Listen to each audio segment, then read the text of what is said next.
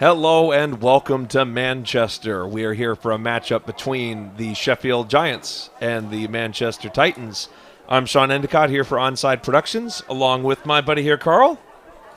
Nice to see you, everyone. Carl Walkinshaw on the colour mic today, which I'm looking forward to. Yeah, Manchester against Sheffield. Looks like it'll be a good one, this. Yeah, it's a nice overcast day here at the Bellevue Speedway or Bellevue Stadium. Beautiful track around the field, nice roomy pitch. Been there many a time myself. We covered the flag final there a few years back. It's a wonderful place to play a game, and looking for a crackerjack matchup between the Titans and Giants here. It's going to be interesting. These two teams coming into this season, Manchester have really made a splash. They're currently unbeaten in all of their games, and in that crucial game where they played Tamworth obviously the North champions, Sean, and have previously gone to the last two Brit Bowls. Tamworth lost to Manchester 32-10, and it kind of blew up the division, because then you're asking yourself, well, can Tamworth close the gap between where they are now and the Manchester Titans, who have really set the pace in the division? So if you look at some of the scores, Sean, Manchester came out with their first win, 77-0 over Sandwell. Then they had that win over Tamworth. Then a win over Sheffield that we're going to see today in their second matchup. And then they beat the Merseyside Nighthawks 50-0. So Manchester really the top of this division at the moment, and really showing they have that class. Yeah, and I think with Manchester, they've always kind of been, was it always the bridesmaid, never the bride in this division, where we always knew they were good. They've been a strong side for years, but Tamworth was the top of the division. Well, Titans have come out here to make a statement and say that they're the top of the division now, and so far, 4 games into the year, that's been the case by a long portion as well. Yeah, they really have. Manchester been building this program over a number of years. Obviously, we had that gap. There used to be the old Manchester Spartans. I don't remember. I don't know whether you remember them, Sean, back in the 80s. And then there was a long gap where there wasn't any football in Manchester. All the teams disbanded during the 90s. And then the Titans came back in the early 2000s. And since that time, they've been building this program gradually year on year on year until they get to this point where they really are at the pinnacle of that North Division and looking to win through and go further in the playoffs than they did last year. No offense, Carl. I was not playing in the 80s, so I don't remember the Manchester, was it Spartans? I do, yeah. They were a great outfit. I remember the 80s well, Sean. I'm sure you do. What I will say about, and both these teams, we'll get over to the Giants here in a moment, with the Titans, they have a really good setup from top to bottom. So up there, they get kids playing football early, getting American football and really young, with youth, cadet, junior sides that are always strong programs, come up here and they do really well on the adult side of the ball as well. And to be honest, Carl, we've seen the same thing with Sheffield. They've come on strong over the last few years. Nice academy set up there, youth all the way up. I've played against their junior team myself or coached against them. And so what we have here is two teams that have tried to go from the ground up. You know, they start young, build that foundation, and then have a mixture of new and experienced players on the adult side. It's really good to see. Yeah, exactly. And Sheffield did well to win a couple of games last season in order to stay in the Prem. So they've done really well to keep competitive. If you look at their record, they've played the two top teams. They played Tamworth and they played Manchester. Only the two games that Sheffield have played. They've lost both of those games by an identical scoreline, which is interesting, 49-7 on both of those games. So Sheffield know they can score on Manchester. They just need to be more consistent in terms of ensuring they can bridge that gap and hopefully make this a competitive game. As we look at Sheffield in the blue on the sideline right now on your screen, Manchester today in white. I'm a big fan of these powder blue jerseys. It's got a little bit of a LA Chargers kind of vibe to it. Yeah, I like the kit, I like the logo. They both look good, these teams. And it will be interesting to see how this one plays out. Lots of talent on the field. I mean, you've got Sam Bloomfield, the starting Titans quarterback. It'll be interesting to see how he plays today. He's been starting at Manchester for the last 5 years. He's also the Great Britain Lions quarterback. And we've got some stats for Sam Bloomfield over the course of the season. He's had a 64% completion rating, 971 yards, 18 touchdowns, and just 2 interceptions. So he's having a great season so far, Sean. And I think you have to boost those numbers a bit more, because 64% completion, if you're watching the NFL, that'd be okay, maybe average starter. But in brick ball, 64% completion, that's almost, you got to add 10%, I think, to kind of get a gauge for that stat. Because passing games, it's traditionally a little bit harder to establish in English ball. And so I think that those stats are even more impressive coming over here on this side of the pond. Absolutely. Got more talent on the offense for the Titans as well. Ryan Newton, who's their veteran running back, he's been there 10 years and always makes an impact in these games when we've watched him before. And there's been some interesting transfers as well. Chris Winrow, number 14, transferred over from the Yorkshire Rams. He's a GB wide receiver. He gives Bloomfield even more targets than he's had before, and he's having a great season with 3 games, 3 touchdowns, 12 receptions, 139 receiving yards in those 3 games. So we'll see whether he will make a return, because he was injured in a game earlier on in the season. But he makes his return today as the 2 teams come out on the field for the coin toss. So here we are, 4 captains for each side as they exchange pleasantries and handshakes, awaiting for the coin toss from the officials. Again, Sheffield's going to their sidelines the top of the screen today. Manchester down at the bottom wearing white with blue numbers. Sheffield in blue with black numbers. So a nice little flip there. It looks like we'd have a good clear day here at the Bellevue Speedway. The sun's, it's not quite coming in too bright, but it's overcast. It should be a nice day. I don't think we'll have any rain. No, none forecast for today. There is a kind of nice breeze as well, so it is perfect football weather. The breeze not going to impact the throwing game at all. So it looks like Manchester is going to receive. And now they're going to, Sheffield has decided which side of the pitch Sheffield they want to defend to start this match. Their option to the second half, and in the first half, they will kick off.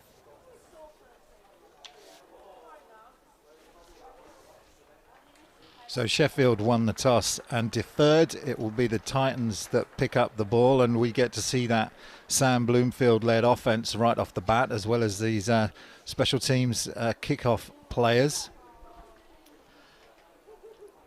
Look at the size of these rosters.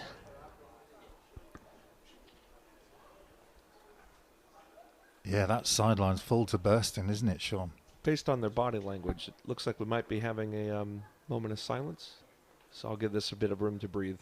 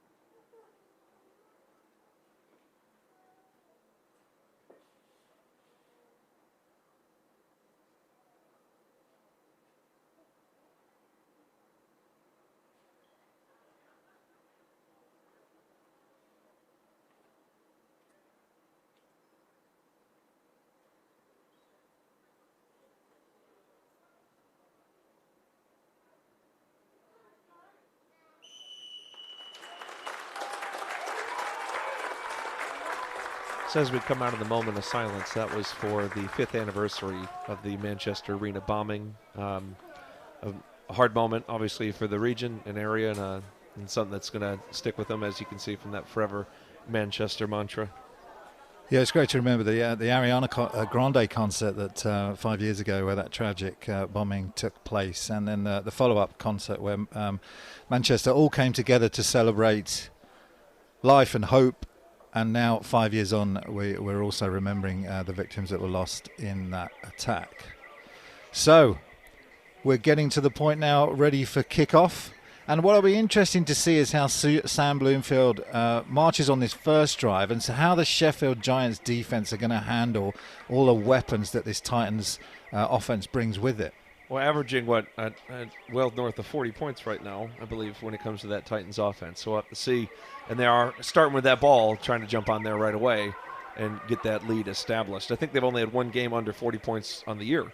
And that was the Tamworth game. They only scored 32. only. Subjective. Compared to their other games. You can join in with the conversation, so do tweet us and we'll keep an eye on those tweets coming through. Hashtag Titans versus Giants today for this BAFA game. And we're proud to be able to bring you this on behalf of the British American Football Association. Onside Productions here to bring you all of these games, and there'll be a number of games coming up over the next few weeks that we're excited to bring you. Yeah, I think it'll be a mixture of you and I and a few other commentators jumping in here. It looks like it'll be a really exciting season. Not all games of the week, but all really good matchups. It's really lining up to be a good schedule here that we're covering these games. So it'll be Kyle Tranter that will kick off for Sheffield, number 4, as we just wait for that whistle to come in. They're looking to start bang on time, these referees.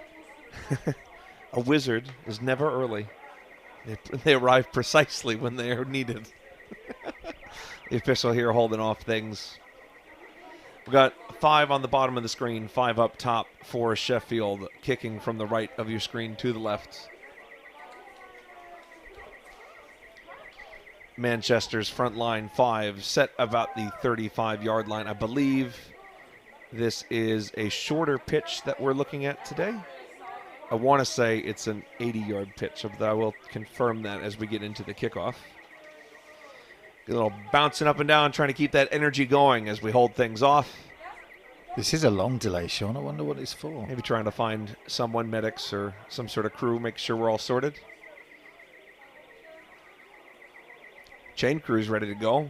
That's an optimistic chain crew. We are all ready to go. Look at this. The chain crew is waiting in the opponent's territory. I mean, they must assume that they're going to, this game's at Manchester. So that chain crew, that's probably friends of the team. And they're waiting at the 40-yard line. I mean, they're assuming they're going to have a good kick return. We waited so long, we've actually had to reestablish the ball on the tee. And so I think we'll probably go ahead here.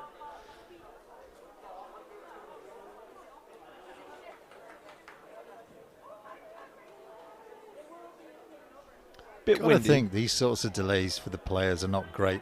You get warmed up, you come out onto the field, you get warmed up, you get stretched, then you have to kind of slow things down while you stood on the sideline waiting for the coin toss. And all the time those muscles are sort of relaxing, getting colder.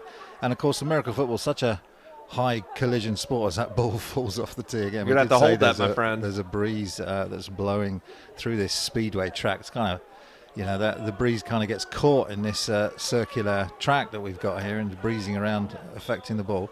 Looks like we're ready to go, though, Sean. Here we go. Kickoff time. There is... Oh, nope, sorry. You have to hold it. The ball's fall twice. Once it's fallen twice, you got to hold it, I believe. Third time lucky. Let's see if they have someone hold it or not. I'm not sure if that's a rule or just... We've had a good view of Carl Still Tranter. wobbling. Oh, somebody hold it.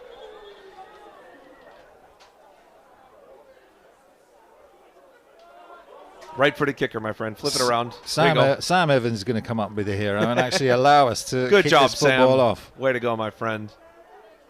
There is actually a pretty strong wind here. I was coaching earlier today, and if you get the ball high enough on these kicks and throws, they will get affected. And here we are with a nice kick. Bit low, bounces out the back of the end zone. Not going to be returned by Manchester, who will start after the touchback.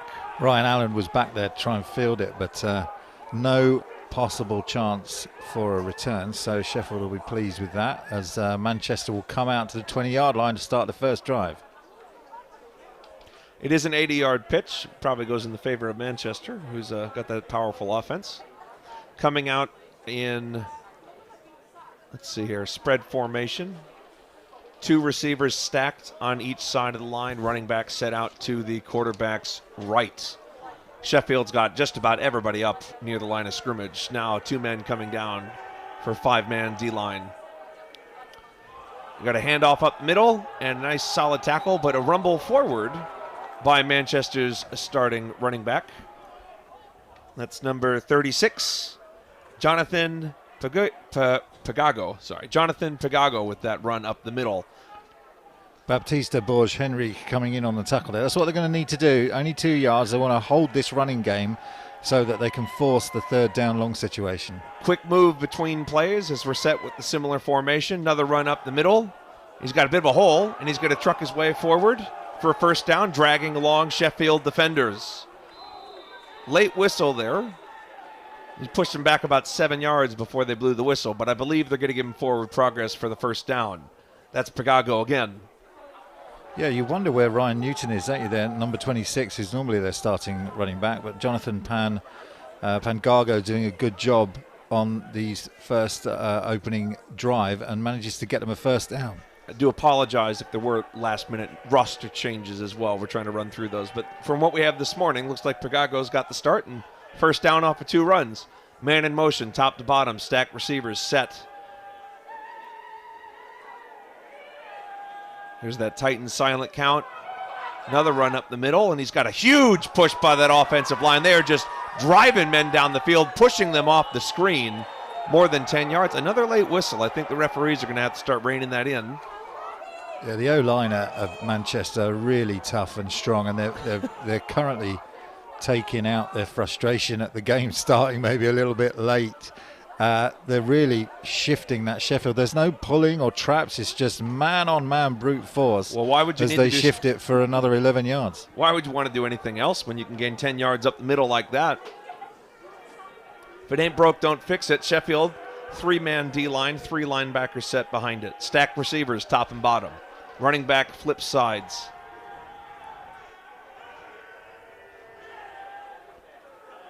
This time a wide run with the stiff arm. Manages to avoid one defender. Tries to shake another one.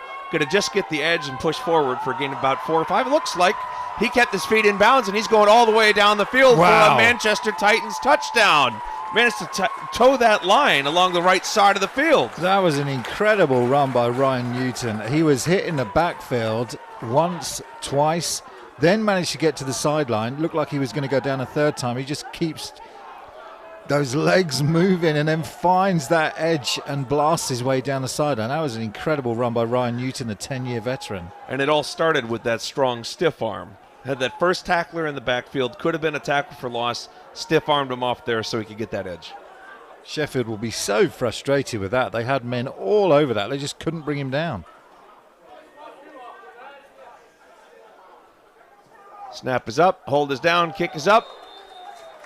And it's good. Give Manchester the 7-0 lead to start this game. A quick offensive drive entirely on the ground. Not a single pass on that one. But then again, when you can gain 70 yards on the ground in only 4 or 5 plays, why would you throw it? Yeah, Sam Bloomfield not having to do much on that one, did he? I mean, you'll see here on the replay the run from the 38-yard line.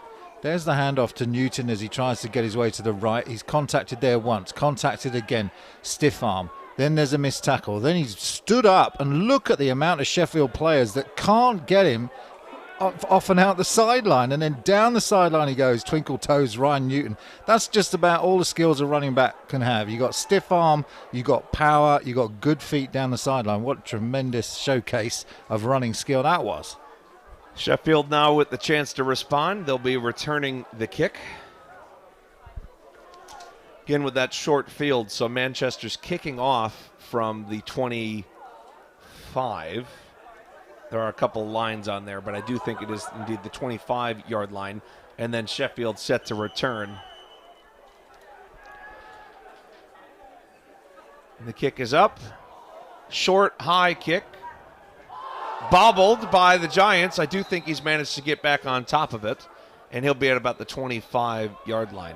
So Joe Batchelor there, just not, number 82 for Sheffield, just not expecting the kick to be so short. And that's the risk, isn't it, Sean? When you kick the ball short to one of those upbacks, they're not expecting to have to take it. You take your eye off it for 1 second and the nerves set in because you're not used to receiving it. Yeah, a lot of those guys before you know it, blockers, they got away with one there. Usually your upbacks would be blockers, tight end, halfback, linebacker kind of guys. I will say, though, on a pitch this short, 80 yards, it's almost better to kick it short like that because if they catch it, they're going to get hit at the 25.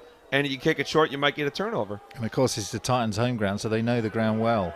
So here we have two receivers each side. Run up the middle. Jumps a little bit to his left. Going to truck forward. And that's a nice solid run to start the drive by Sheffield's number 28, which I believe is Harry O'Neill.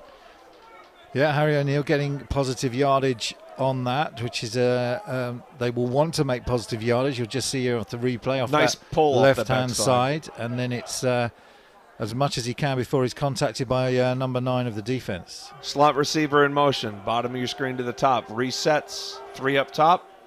Could be another run up the middle. Trying to find that edge. Doesn't find anything. Great gang tackling. I think there's about 6 Titans there to make it a no-gain run. Even perhaps maybe a loss of 1. Looked like it was Cade coming in there. Cade Macon, rather, coming in there to make the initial contact, and no gain. So it brings up 3rd and 8. King Nolan has asked us on social media, am I watching UK American football? You are, King Nolan, assuming you're watching and not just tweeting at us. I wonder what he's king of. King of Nolan, perhaps? Anyway, 2 receivers at the bottom of your screen. Low snap, bobbled a bit. Quarterback scrambles around, tries stiff arm away, dragged down by that big, oh my goodness, that's a big defensive line right there for the Titans. Is that number 95? 45. It's Hayden Saville. Hayden Saville, sorry about that. My vision can't tell 9s and 4s apparently. Yeah, he's coming in from his tackle position. You just see he does a good job of just keeping that pocket clean. Actually, it might be 95. You might be absolutely right, It's Sean. too big for a 45, apologies. my friend. It's Leon Phillips. Let's give Phillips the credit. From his right tackle position, right over center, just does a good job of squeezing that pocket as the quarterback tries to escape. So we're going to see our first punt of the game. Sheffield's long snapper is ready. Nice clean snap. Gets the punt away. It's high, but it looks like it's going to be a bit short. It's a bit of a Sheffield bounce. The away call comes in for the Titans to get away from that ball. So it's a little past midfield, about the 33-yard line. So pretty much as you would have expected this game to have gone so far. You've seen a great drive and a great run by Ryan Newton for the opening score. And then Sheffield not able to get the first down, being sacked on 3rd down. Sheffield need to think, be innovative. They got nothing to lose here. We'll see whether they can get that defense to actually just stop this running game. They're using 3 down linemen at the moment and then bringing linebackers up to try and slow these runners down. But they have to find a way to take on this big offensive line. And the challenge there is that Titans have gained yards up the middle and around the edge. So they can attack different points. And here we have stacked wide receivers for that patented Titans formation. And it's going to be a fake handoff up the middle. Nice little screen route. Nice blocking. Going to be a first down. 20 yards, 30 yards, trying to tightrope down the sideline. Down. Tackled at the 20-yard line by the Sheffield Giants. Great play design there. Got a fake handoff opening up that screen game. Yeah, it was a great block by the receiver on that sideline. I don't know whether it was Connor Greenhart. Didn't quite catch the number, but you'll see here on the replay. Look at the top of your screen. It's actually number 12 who makes a fantastic block. Shoves his man to the sideline. And then you've got Ben Martin just up the sideline for a big gain all the way to the 20. Sheffield's got to make a choice here as well with these stacked receivers. So you have 2 stacked receivers, one on the top, one on the bottom. And that to say, are they going to commit 2 DBs or think safeties can come down from the top? Well, it didn't work on that last play. Handoff up the middle. Managed to get underneath the outside rush. Gain of about 6 and pushed back.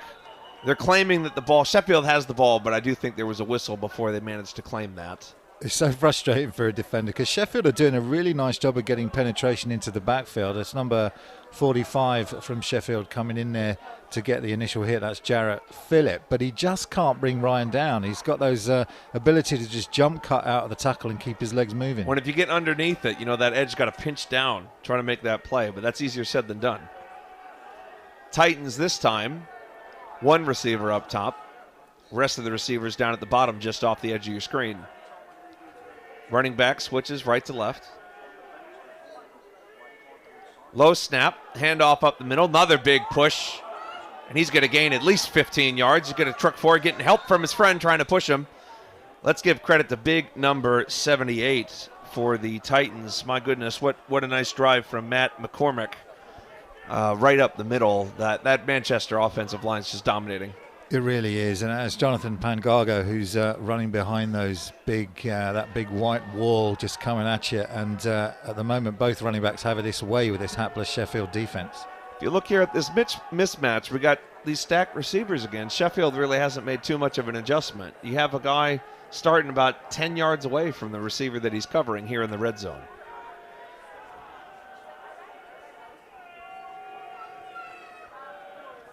Clean snap, handoff up the middle. Good penetration that time, and they got in that edge that you were talking about earlier. Yeah, that's a great play, and I believe that is, well, we don't have a number for number 35 for Sheffield, but you can see top of your screen, comes in unblocked, and then just makes a really nice tackle on Pangago there. One of the rare chances they've had to actually get the running back down behind their line of scrimmage. One receiver up top. Titans offensive line established at around the 5. Another run up the middle, off tackle, and he's going to truck his way into the end zone. That's Pagago this time. Big run, so they're going to alternate scores. Another big Manchester Titans run that drive. Nice balance, one screen pass, then a bunch of runs. Yeah, and again, Sam Bloomfield, I think they're running the run option, which is why they're not actually blocking that defensive end coming in. They're getting a read off him. But Sam's not had to keep the ball himself, and why should he? He's got these two great running backs behind this great offensive line, both of them now, Newton and Pangago, picking up scores one apiece to make this 13-0 currently. 2 drives in, only a few minutes into this matchup, and already up currently 13, and with that good kick, 14-0. For the Manchester Titans. So you can see the class of Manchester, can't you? I mean, they're good in all departments so far from what we've seen. You've got that great offensive line. We'll watch on the replay here. It's a run option. They swap sides with Pangago, so he's behind Sam Bloomfield to Bloomfield's left. And then the handoff there. They're reading the end. Bloomfield just steps to the end, and then Pangago's got a clear run all the way into the end zone, not touched until he's a yard in the backfield. Sheridan Matthew couldn't do anything to stop that one. And as you said, when you got blocking like that, I mean, what else are you going to do? There's a nice replay of that kick. That would have been good from 40. Absolutely. And when you've got such a good running game, of course you can keep those players safe, can't you? Sam Bloomfield not having to take big risks. Yep. He doesn't need to use it. He doesn't even need to use the QB option on the run option play. Just keep handing it, keep churning those yards. Onside kick for the Titans with a nice surprise. Sheffield got their hands on it, but I think it bobbled out of his arms. It looks like there's a chance that Manchester's gotten this, but obviously both teams are going to point in every direction. 86, 20 yards away. Apparently he's got the best view of the ball. You can see him at the top of your screen. That's always the way. Just keep waving, keep waving. That coach in the stands clearly had a better view of it than the refs do. Is Sheridan Matthew down there at the bottom of the pile trying to hold on to the ball? He's not moving. He's saying, no, I'm not giving this up. This is mine. And you know what? I'll tell you, in those piles, I've had the refs, they'll say, get off. And I actually coach my players to say, you don't move until the ref tells you who has the ball with some of these. Because if you have a finger on it, I've had guys where and then the other team will pull it away. And you sit there and say, I'm going to keep curled up here until you tell me it's my ball. And I think that's what we've gotten here. Oh, which way is it going to go? So it's Sheffield's a going to three-way. return They're it. going to give it to Sheridan Matthews. So well done, Sheridan Matthews.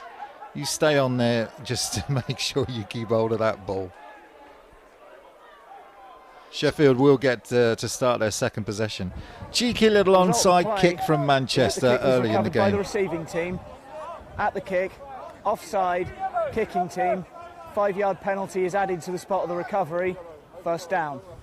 So the first big opportunity for Sheffield gets gifted to them. You have an onside kick with the penalty, so even if Manchester had recovered, it wouldn't have mattered because you would have just made them re-kick the thing. And now they're inside the 35-yard line without having to do anything on offense.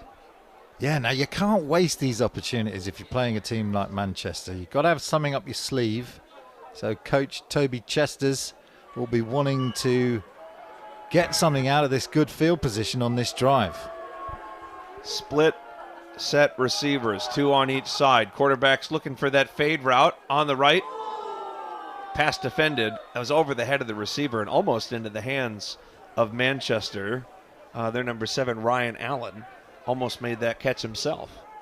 So it's Josh Adamson, who's the QB for Sheffield, number 12, and he's trying to get the ball to Mike Sisson down that right sideline. And that's the right way to think about it. You know, you're close to getting your own score here because of that great field position off the kickoff. So you want to make an impact early.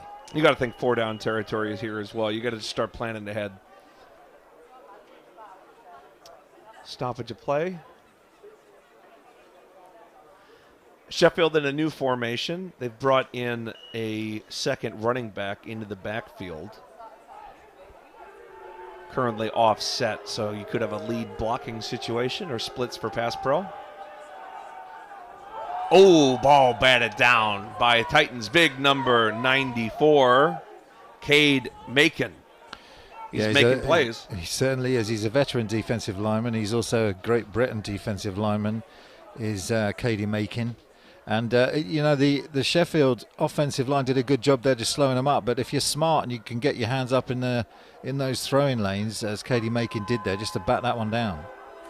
Frustrating for a quarterback there as well, because the receiver beat his defender. Still can't make the play. Receivers, 2 on each side. Running back right behind his QB. Drops back, scrambles, and there's going to be a big sack. Dragged down. There's Macon again. Back-to-back plays by the GB standout Manchester Titans defensive lineman Cade Macon. Bat it down. Then, for good measure, sack him as well. Adamson's going to have a long day trying to deal with that. Watch the top left. It's number 77 against number 94, and 77 doesn't have a chance as Macon just uses that speed and leverage to come round that right-hand corner. Team GB will be happy to see that in this live reps. So now Sheffield managed to move backwards, so it's now 4th and about 15. Now just on the Titans side of midfield. Going to be a punt. So no 4-down territory because they lost yards. High snap. Might be blocked. Oh, good job to get that kick away. And it's going to have a bit of a Sheffield bounce. Let's see if they can stop it from getting in the end zone, and they can't. So good job by the punter to get that ball away. Could have a touchback and have the Titans offense started around the 20. Yeah, Sam Fossey of the Titans just ensuring that one did roll into the end zone. I think he was ready to pick it up if it did take a bounce the other way. So it's going to be Manchester with their 3rd series of this first quarter coming out. 1st and 10 on their own 20. Think they might actually pass this drive? It's hard, isn't it? Because, you don't need to. Yeah. Currently, it's, I think, any kind of American football strategy, you know this, Sean, being a coach, when you come into the game, it's like if you can establish that running game early, you really don't need to take the risk. Yeah. They've only had one pass, and that was a very safe pass to that sideline on the screen. And we might see them set that up again now that their run game's so good you can do play action, or just run it down their throat. Stacked receivers each side. Running back moves from the quarterback's right to his left. It's going to be another run up the middle. Jukes one defender, finds a hole, moves forward for a gain of 5. So a nice quick hitting play off the left-hand side that time for Ryan, and he's saying, swap me in now. I've had enough. And they can with this 1-2 running back punch that they've got. Newton and then Pengargo coming in to replace him. Both these guys have had touchdowns of their own so far already. And they both wear similar numbers just to confuse us. Stacked receivers again. Running back stays on the right. Sheffield's starting to stack the box now. 4 men down. Run up the middle for no gain. That's better from Sheffield, and that's what they have to do. Maybe run some stunts on the line. They've certainly got to make sure they've got men in those A and B gaps that are not getting shifted off the line of scrimmage. It's number 45 again, right in the heart of that action, Jarrett Phillip for Sheffield. And that brings up a 2nd and about 4. Actually, I believe it's 3rd down on this one. Sorry, Sean, you're absolutely right. That's all right. The down mark was a bit late. So, again, Sheffield's starting to bring more in the box. Start with 4 down linemen, but then 2 linebackers in within 2 yards. And the Mike's creeping up as well. Go for that screen pass again, but it is bobbled, so you're going to see the first 4th down for the Titans. Well, a rare mistake for Chris Winrow, who came over from was a transfer from the Yorkshire Rams, who's also a GB wide receiver, but he couldn't haul that one in from Bloomfield. So let's see what they do here. They're staying out on the field, Sean, interestingly. At their own 25-yard line. That's a bit aggressive when you're up by 2 this is scores. A confident move. Let's see what they do here. Stack receivers again. Let's see if they just try and get them offside. Jet sweep potentially coming in, man in motion. Fake that motion, runs up the middle, and he is going to be stopped. That's a big stop by Sheffield. That's a great stop by Sheffield. And that's a real momentum shifter for Sheffield because, they're saying, you're not going to do that in your own half, thank you very much, on 4th down. We'll have that good field position. Really nice play by Cade, number 68, to stand that running back up, and then his teammates coming in to push it back. It kind of reminds me a bit of UWE this year in the uni game. They punted so few times you couldn't even scout them on punt film. So maybe Manchester not used to having to punt. Here's Sheffield, 3 receivers to the bottom of the screen. They run that swing pass, and it's picked off, and there's no one going to be catching that. That's going to be a big touchdown and a pick 6 for Manchester's number 1, Ricardo Delva. Oh, well, they get the stop, don't they? Get a little bit of momentum, and then Josh Adamson, that ball just lofted on him. It just floated. And Ricardo Delva was right there with just green grass in front of him. There was for no 6. foul on the play. Touchdown. Yeah, so that ball, as you said, it's just lofted it a little up in the air. You throw those screen passes and you flip your hips, you got to keep that ball low. You got to get out there fast. Otherwise, someone's going to come in there and make a play, as you saw Delva make that. And there was no one's going to catch Delva on that play. I mean, he had green grass to go, and he's one of the faster guys out there. Stack formation again for the Titans. Running back starts on the right. Interesting, they go for 2 here, Sean. Maybe they just don't like kicking. I've kicked it twice already. I thought they did Maybe a they're all decent kicked job. out. Maybe they're all kicked out. I think they're just trying what they want to try. They're thinking of future games. Yeah. So let's have a little practice on a 2-pointer. Might as well. Run up the middle, tries to juke, stiff arms 1. Good gang tackling by the Giants to bring the running back down at about the 1. Yeah, the Sheffield defense have really, over these last couple of plays, they've really played well. They shut them down in that series and then forced the turnover on the 4th down. Unfortunately, it was their offense that let them down this time. Here's the pick again. Adamson dropping back. You see it just floats on him, and there's Delva just right in the perfect position. And then it's off to the races. Nobody close all the way to the house for Delva. The coach is going to be so frustrated with that one because there's a few ways you never want to miss a screen pass, and high is one of them.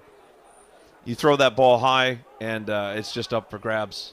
Here's the extra point. Sheffield do a good job. They have certainly become more stout in defending that run over the last couple of plays, but the Sheffield offense now needs to turn up and help out their defensive unit. It's 20-0 Still in the to first quarter. Manchester already, Sean. Not even the second quarter yet. Manchester's kick is up. No onside kick this time. It is a bit short. Going to land at about the 20. Another up back gets it. Tries to get around the edge. Has 1 blocker. Has a second blocker and manages to get up to about the 30, 32-yard line. Good return there for the Giants.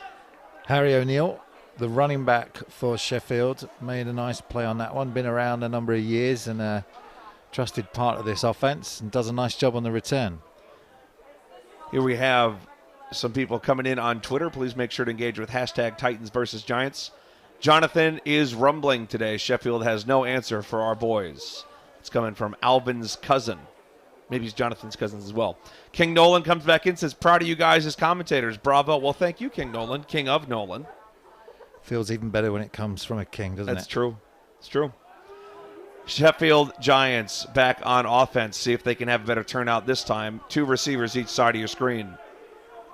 Low snap, run up the middle. Bit of a hole. Going to gain about 2 on first down.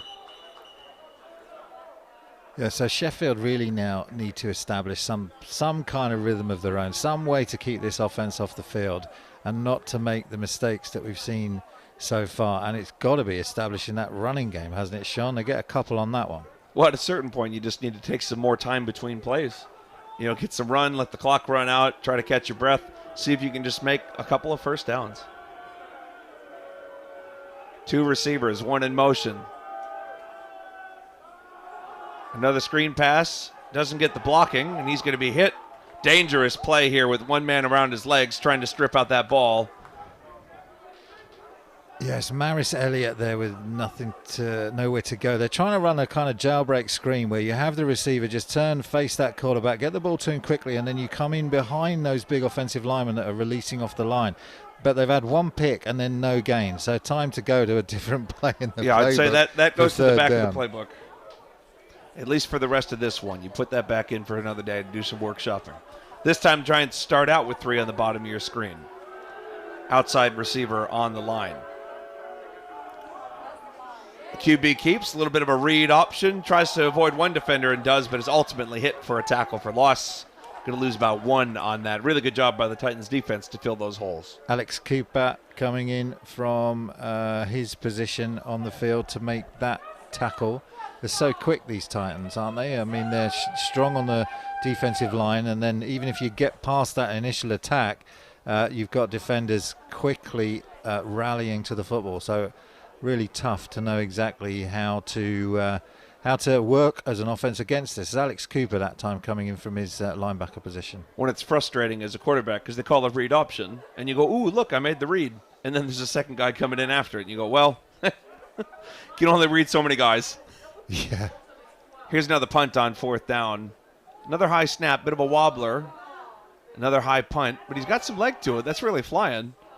And a Sheffield bounce. The away call, the Titans are backing away from that ball. All right, so we saw on that last drive that Sheffield were doing a better job in defending that run. Obviously, we had the pick 6, but they were defending the run better than they had done on those first couple of drives. So we'll see whether Sheffield can maintain, at least on the defensive side of the ball, some of that momentum they had. Yeah, and I think they committed more players to it as well. They put some more guys in the box and brought everybody in closer. So we'll see if they continue that trend. Well, there's a good question from Nigel Smith. Why don't you take that one, Carl? You'd have a good comparison. I remember those games, Nigel, back in the 80s. You had thousands down those crowds for the London Ravens against Olympians, and even the Spartans used to get massive crowds against the Birmingham Bulls. And those were the good old days, Nigel. We're getting there, Nigel, I think. Run up the middle by the Titans. Good hole. Burst through. Gets about a gain of 9 on 1st down.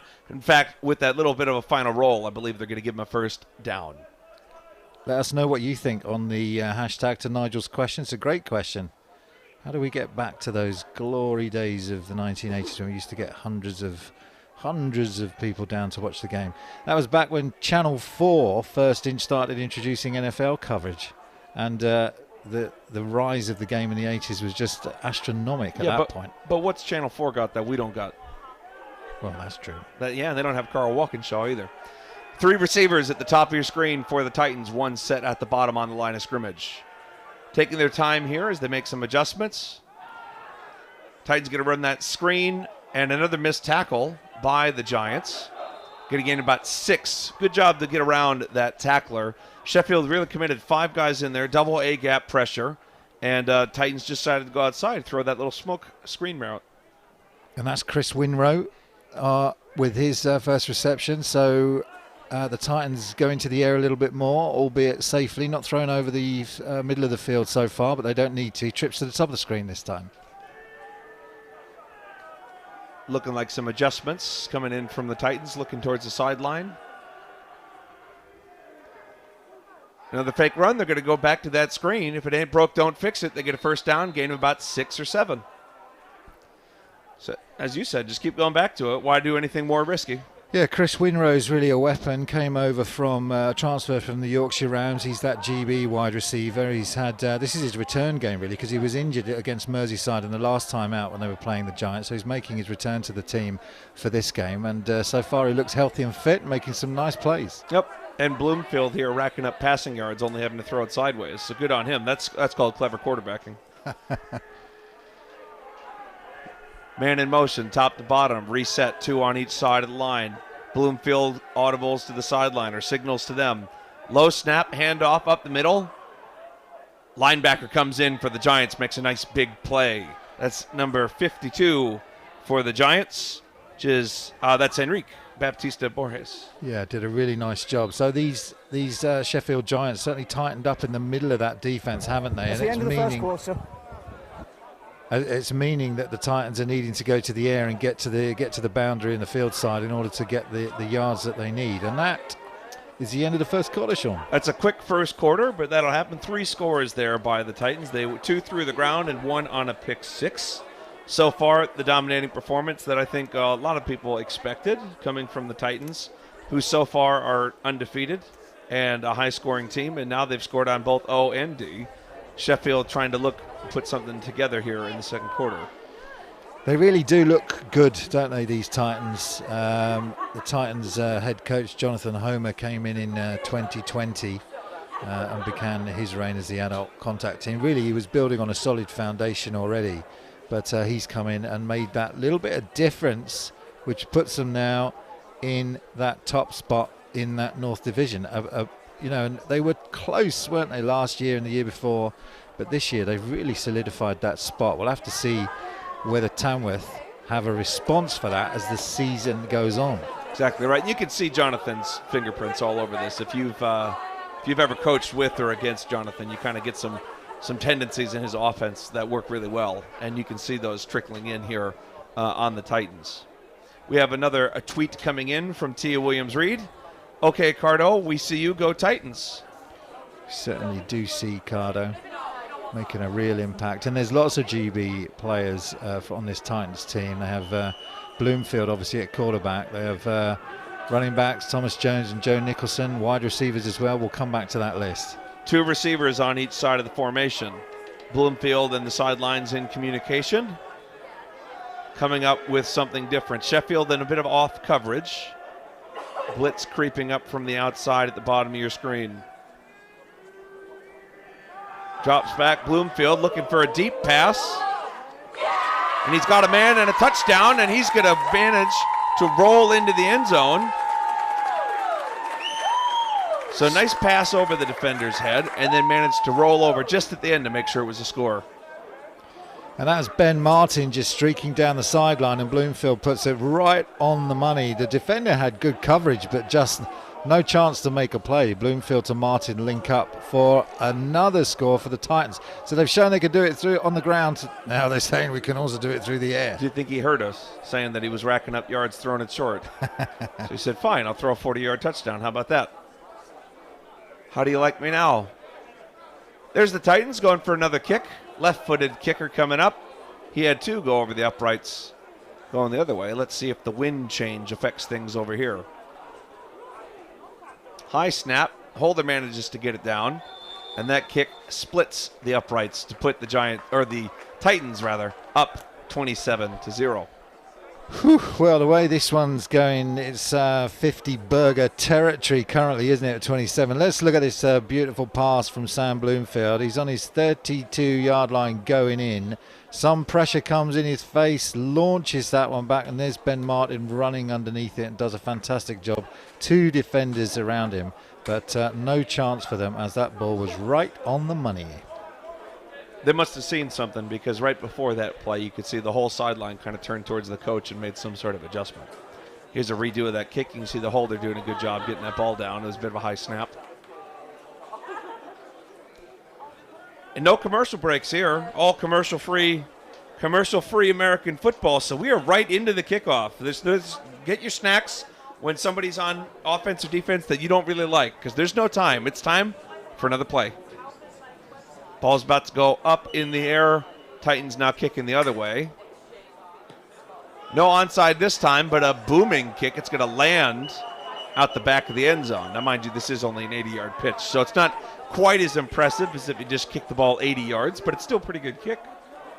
Well, I couldn't kick it that far. That's true. Hashtag Titans versus Giants. Let us know what you think of the Titans' performance in this first half. Hashtag Join Carl in can't the conversation.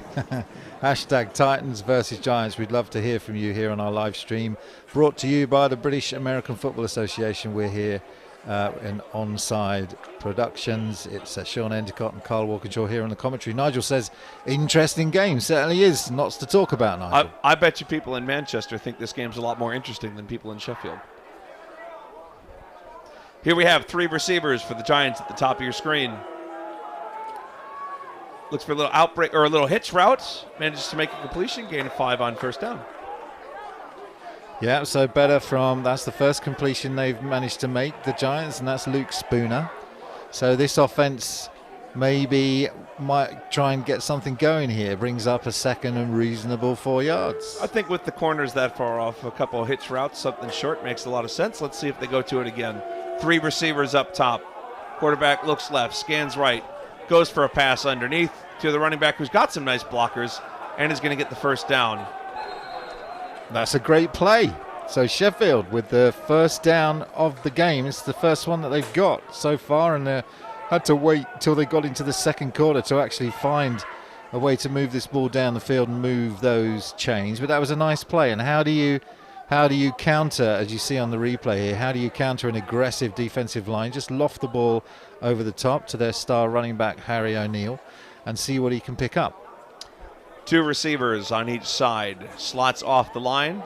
Fake run up middle, play action, gets a bit of pressure. Flips it backwards to his running back. That's a live ball.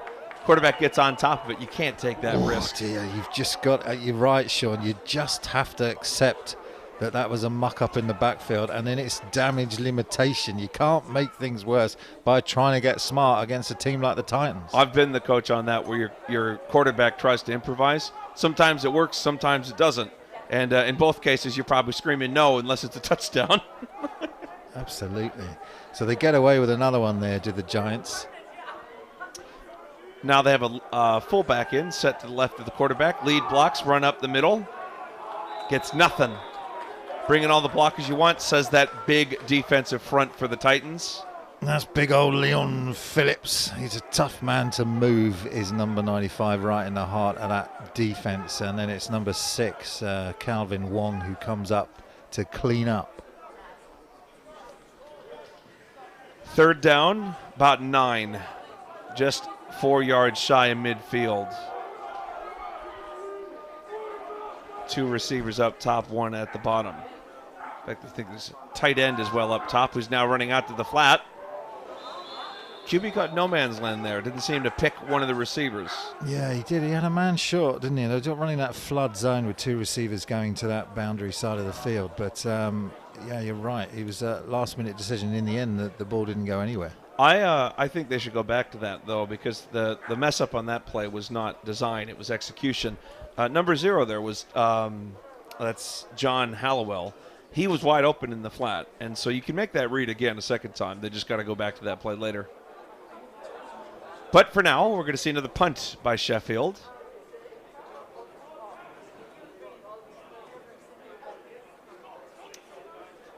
Another high snap. We've had 3 of those now. Another high kick. We've had 3 or 4 of those as well. But again, it's short, and he's going to grab that and get it past the 40-yard line. That's a gutsy call by the punt returner of the Titans, catching it off of 1 bounce.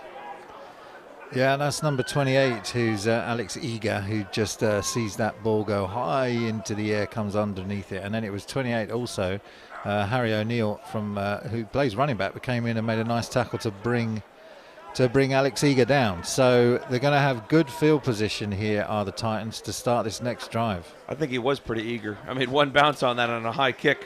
That ball could have ended up anywhere, but a nice return to get them inside of Sheffield's territory.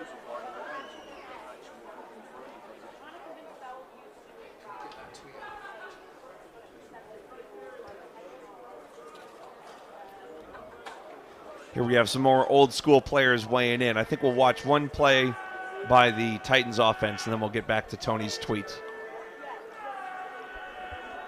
2 receivers up top. 2 stacked down below.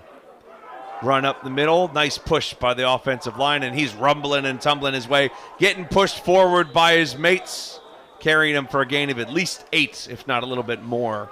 That's when you got a good offensive line, isn't it? When you can move the pile like that. When your running back gets stood up, and Pengago there did a really nice job on the run. But once he gets contacted, you want all those big guys to come in behind you and just shove that pile for as much yardage as they can get. So it's good discipline by this offensive line. 2nd and 3.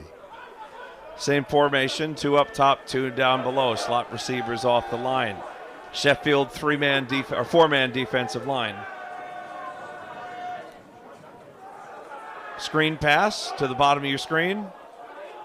Following some blockers, might have managed to get a first down. Didn't need much there. It was only 2nd and 3. So I think they're going to move the chains with that one. Dan Hayward coming in just for that short pass.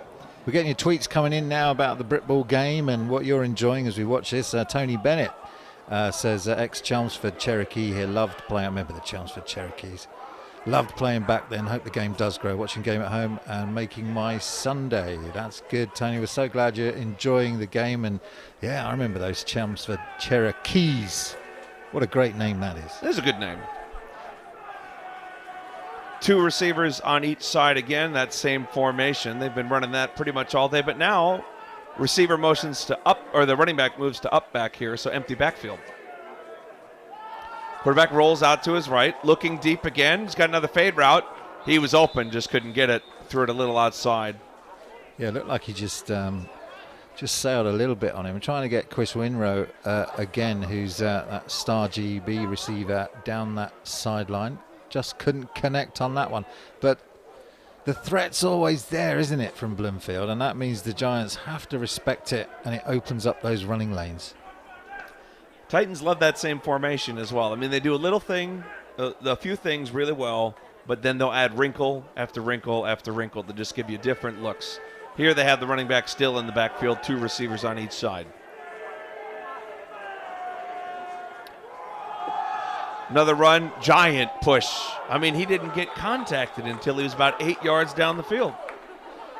Yeah, I might have been able to make yards behind this offensive line. They really are good, aren't they? Number 36 again, who is Jonathan Pangago, doing a nice job, and then jump cuts to his left for additional yards. First down.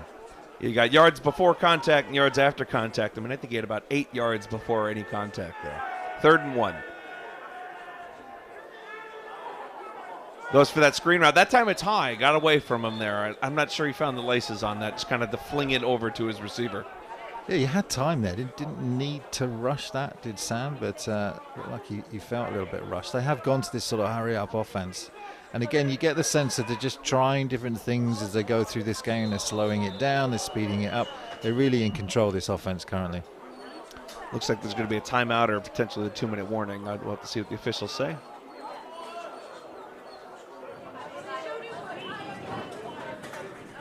Well, quick first half so far. Lots of scoring. Not a lot of stoppages in play.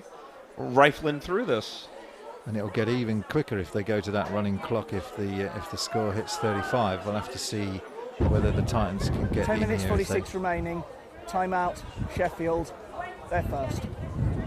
That's a Sheffield timeout to see if they can do something to stop this Titans points onslaught. I'll tell you what, Carl, there's a bit of a breeze coming through the broadcast booth today up here at Bellevue Stadium, and it's pretty refreshing. I think it's a great place. I've been to Manchester. We've been to, as onside many times up there. It's really good to see. I do think it'd be interesting to see with the 80-yard pitch if that'll stick around, because there have been some rumors that we might have to end up with a 90-yard pitch in the next few years. Well, they are a Premiership club, aren't they? And there are certain conditions you have to meet. I mean, you can see the quality of the pitch is great. It's great. And the stands are great, and the speedway round it adds to the atmosphere. But, again, just an 80-yard field, which you would you want to be pushing closer to that 100, don't you, rather than, going backwards. And particularly for an offensive team like the Titans. I mean, they definitely, it's like in baseball and back in the U.S., you have hitters ballparks and pitcher ballparks. This is definitely an offensive field. Low snap, bit of a bobble, still managed to get up the middle. Forget the low snap, still gained about 6.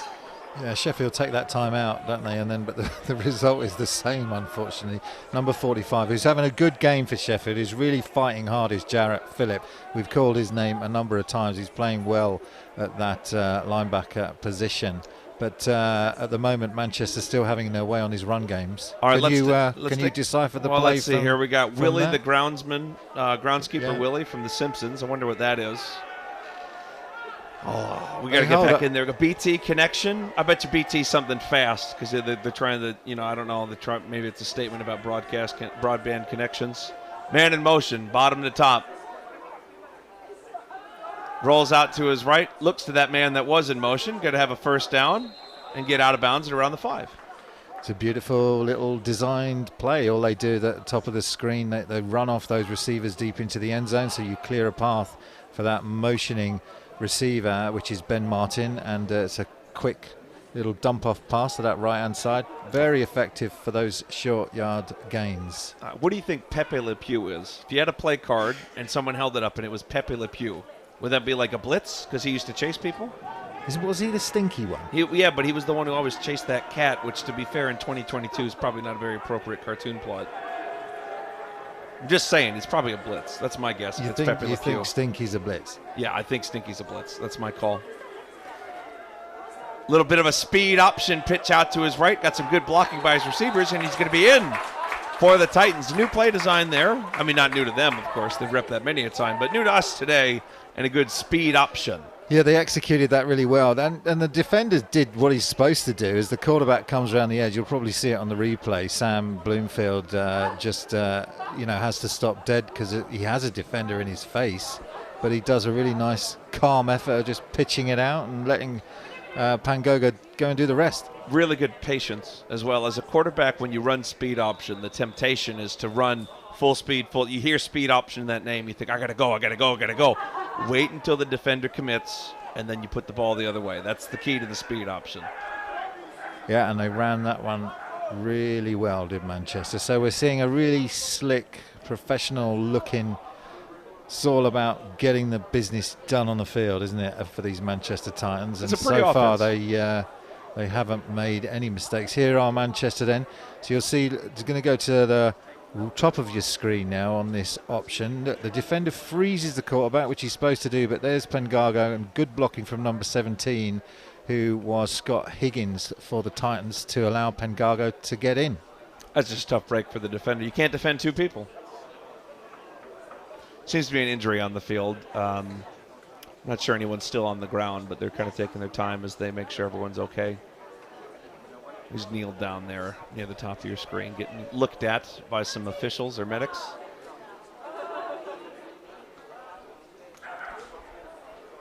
See a bit of fatigue coming in there. You know, Sheffield, for this defense, you're on the field a lot. There's a lot of big plays. You're running around trying to stop that Titans offense. So you're going to get tired over time.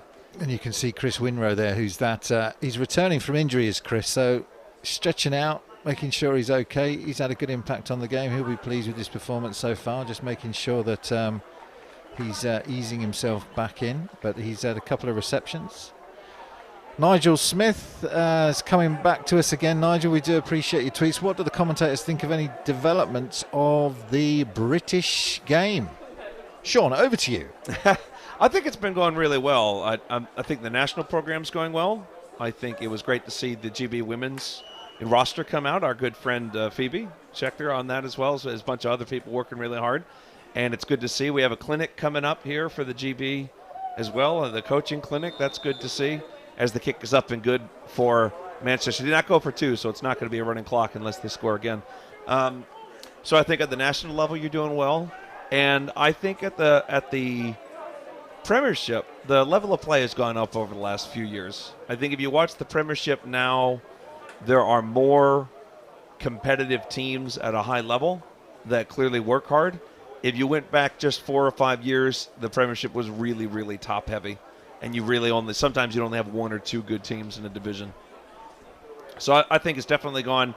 The Premiership, you can see Manchester even developing and really growing up. How about you, Carl? I mean, you think some of the other divisions moving up, or? Yeah, I think it's good on a lot of different levels. I think the Bucks university football, which is where I play as well, a coach rather. I don't play for a university, but where I coach rather for NTU is also on the up and up. And we had a fantastic final between UON and UWE Bullets, which was hugely competitive as we get back to the live action. Could have been more fantastic, I'm just saying. I mean, it was. Anyway, we'll get more to that. We have a big return, maybe, potentially. Some good blocking for the Giants, a bit jukes at left and right. He had some good blocking, but I think the kick was so far and long that it really didn't gain him much in terms of yards. A couple of Titans coming in missing tackles here. This kicker takes his time, takes the ball in the end zone, comes out to his right-hand side. Nice There's little the flip. reverse. Yeah, so 28. Just takes his time, picking his hole, and does a nice job just picking his way to get some additional yards after that initial contact. Nice job. So Sheffield will come out to about the it's only going to be the 22. That's what I said. The kick went to the back of the end zone, so you do a nice 30-yard return. It's basically still a touchback. But take a chance. You never know when you're going to break one big. So Giants, 3 receivers up top, 4 D linemen for the Titans. Go for that screen pass again. It's low. I think they're going to say incomplete. It hit the ground and it was slightly forward, so it's technically a pass. And it's those little things that make the difference in American football. It's the timing, it's the accuracy. It's not necessarily the big stuff. When you get to the Premiership, all these teams have talented players. Obviously, you've got the exceptional players that go on to play for their country. But, it's the little things that make the difference, Sean, isn't it? Yeah, and you can tell that Manchester's very well drilled. They're smelling out these plays early and reacting. Snap, looks for a deep pass, has to step up in the pocket. Going to get hit by 3 Manchester Titans. That's going to be a long day for Adamson if he's got to deal with that. Getting hit by 3 guys. But, you get that pressure around the edge, you got to step up in the pocket. Yeah, this defense for Manchester really are a good unit. It was number 5, David Barnett, coming in there. But it's nice to see the Project Passion podcast tweeting in saying, come on, Giants. So there's still support out there for our Sheffield lads. 4 down linemen for the Titans, bringing in that pressure up the middle. Oh, just off the fingertips of the Giants receiver, number 0, John Hollowell. Yeah, that was nice, wasn't it? It was a real chance there to make a reception just from pop. Josh Adamson. Yeah, John Halliwell had a chance at that one. It would have been nice to have seen that complete. Brings up 4th down. Looks like we're probably going to see another punt here. At this point, I'm not really sure it's worth punting. I mean, you're down by 34 at halftime.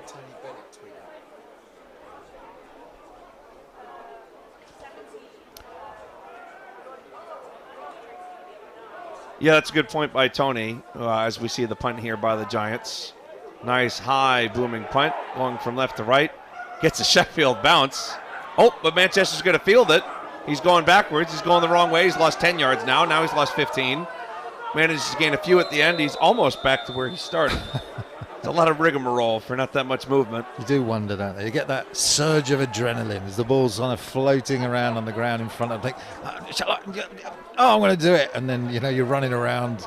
And the risk is always, from a coach's perspective, there's always that risk that handling the ball late like that, something could come out and cause a fumble. Punt returners only get so many chances at it, though. I think they just sit there and say, I'm only going to get the ball, because punts end up all over the place, particularly with winds and Brit ball and everything else. So you say, the ball's in my hands, I'm going to return it. I got to make this play. Yeah. Sam Fossey showing some skills there on that punt return. I think we might have a timeout or a 2-minute warning. Maybe get a few more tweets up from our fans and viewers. Tony made a good point, didn't he? He loved that both teams have good youth programs, of which his son is a part, and that bodes really well. And you're right, Tony, and it's good to see the generations for you as well. You played the sport in the 80s, and now your son's playing for the GB Lions, which is fantastic. Congratulations to him. So it's nice to see it when the generations roll on like that. And I've had that before. So I coached an under-19 team, and we had a player, and I just spoke with his parents the other day. The player played back for the Nottingham Hoods back in the day. There you go. And then the kid comes here, and we see that more and more now, where they played in the 80s, and now the kids get to a point where they're starting to play here in the new modern game. And that's really great to see. And as they pointed out, I think it was Tony said, good youth programs for both these sides, Sheffield and the Titans. As the Titans get the ball, roll out to the right, look for a high pass, almost caught. Bit of a hospital catch. You don't want to throw it that high with 2 defenders nearby. Yeah, Sam Bloomfield, he's not going to get much thanks from Scott Higgins on that one. Incomplete in the end. A few more here. We got watching all the way from the Philippines. My first British broadcast of an American football game. Well, thank you for joining us, John Emmanuel. And then David tweets in, or from YouTube rather, let's go Titans. They're big fans of number 15 and number 38. Sean Williams and Aaron Bocott, those 2 players for the Titans. Looks like a pass here coming from the Titans based on their offensive line communication. Oh, no, I was wrong. Speed option, good pitch there. Yeah, this time they run it with Ryan Newton rather than Pangago, but both of these running backs can do it. Effective again from Sam Bloomfield. Not had to keep one himself. He's not a small quarterback, Sam. He's got good size and can move if he needs to, but not needing to at the moment. A lot of room on this field side as well. I mean, you start seeing here with the edge, he's inside the left tackle, and if they go out speed option here on the left, they're going to have a lot of green Let's see if they do some sort of run in that direction, whether it be the running back or keeping it. And he runs right up the middle and gets a first down.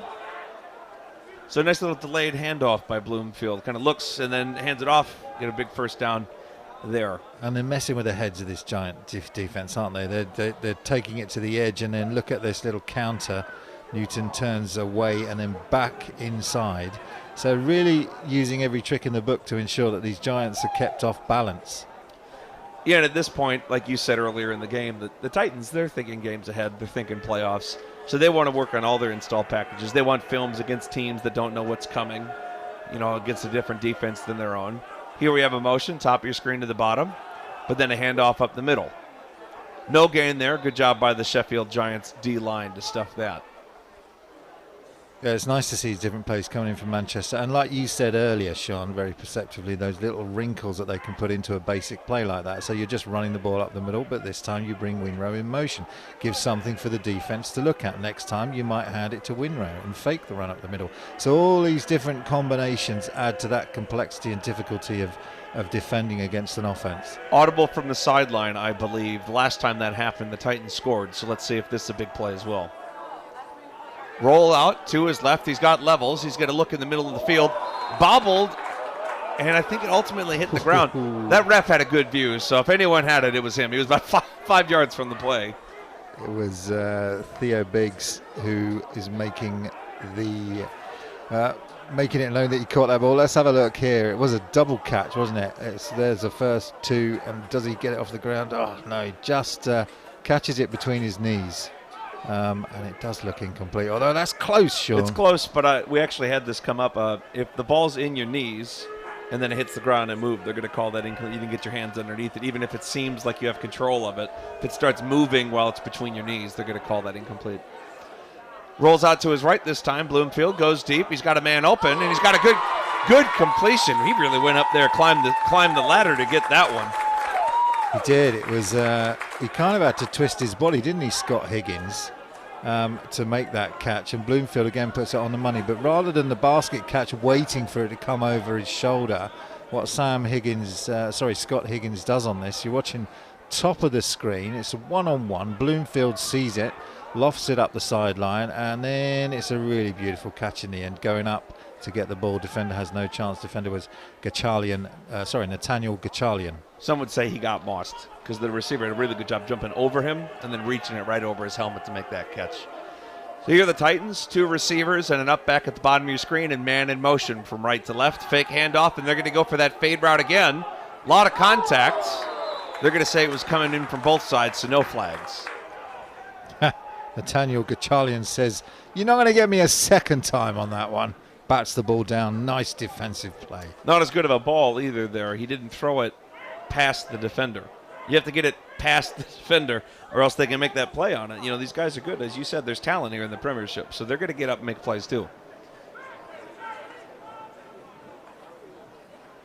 Keep those tweets coming in. We'll get some of those I think we have on some the screen coming up when we get a chance. I think one of the tweets might get their wish if the Titans score here. I think they might get that coming in. So Bloomfield drops back, looks to his right. That's going to be a high pass, but he's got a load of blockers coming up the middle. Oh, that's about 2 inches from being 20 yards. Baptista Borges Henrique, I take my hat off to you.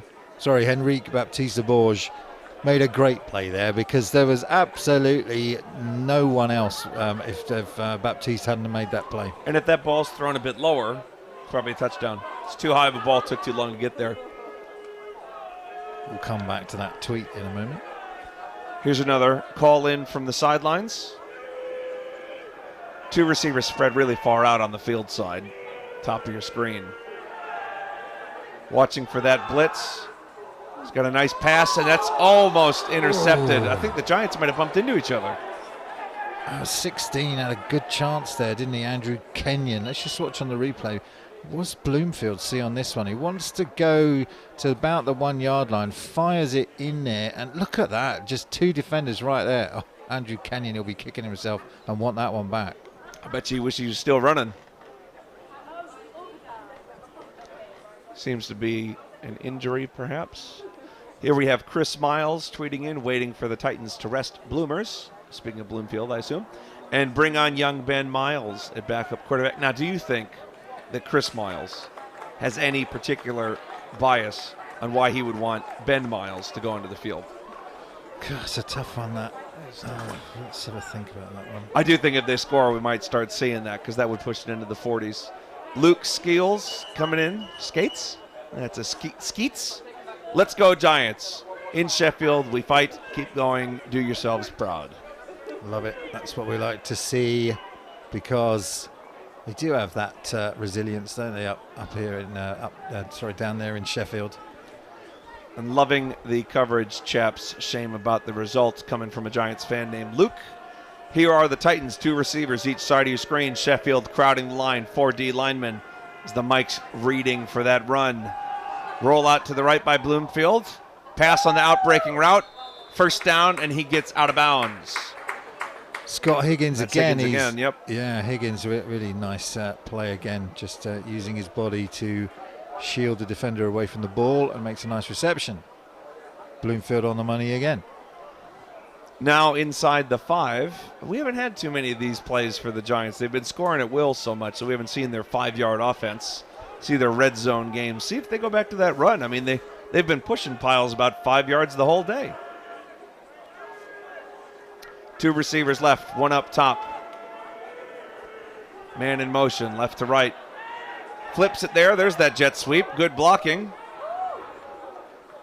And I believe he's going to be in. Let's see if where they spotted his foot is going to be the key here. They're going to say he's short, so he's about the 4-yard line.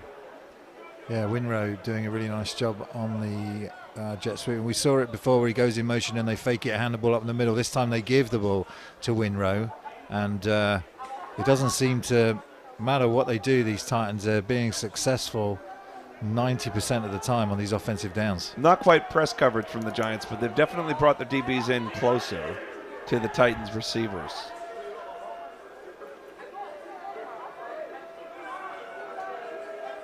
Five men along the line. Fake run up the middle, throws out to his left. Ball's batted up and incomplete. Just trying to, it's just a timing pattern, that quick slant that they're trying to get under the posts, but that one defended well. Little play action there setting that up. They haven't run up the middle in a bit, so I think Sheffield, and they've started to stack that box. I'm not sure the play action is going to gain you as much unless you do a couple more runs again.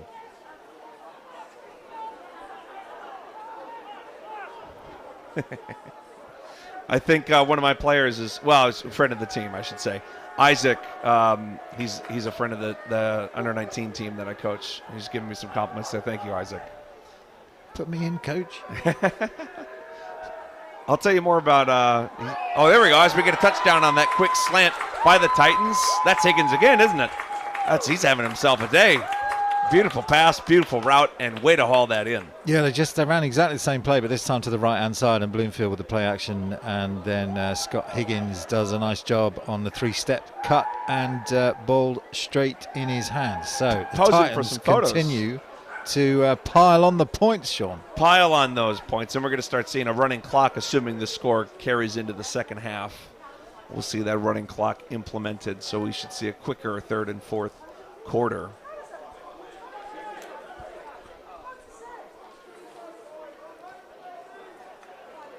As Sheffield lines up to try to block this kick.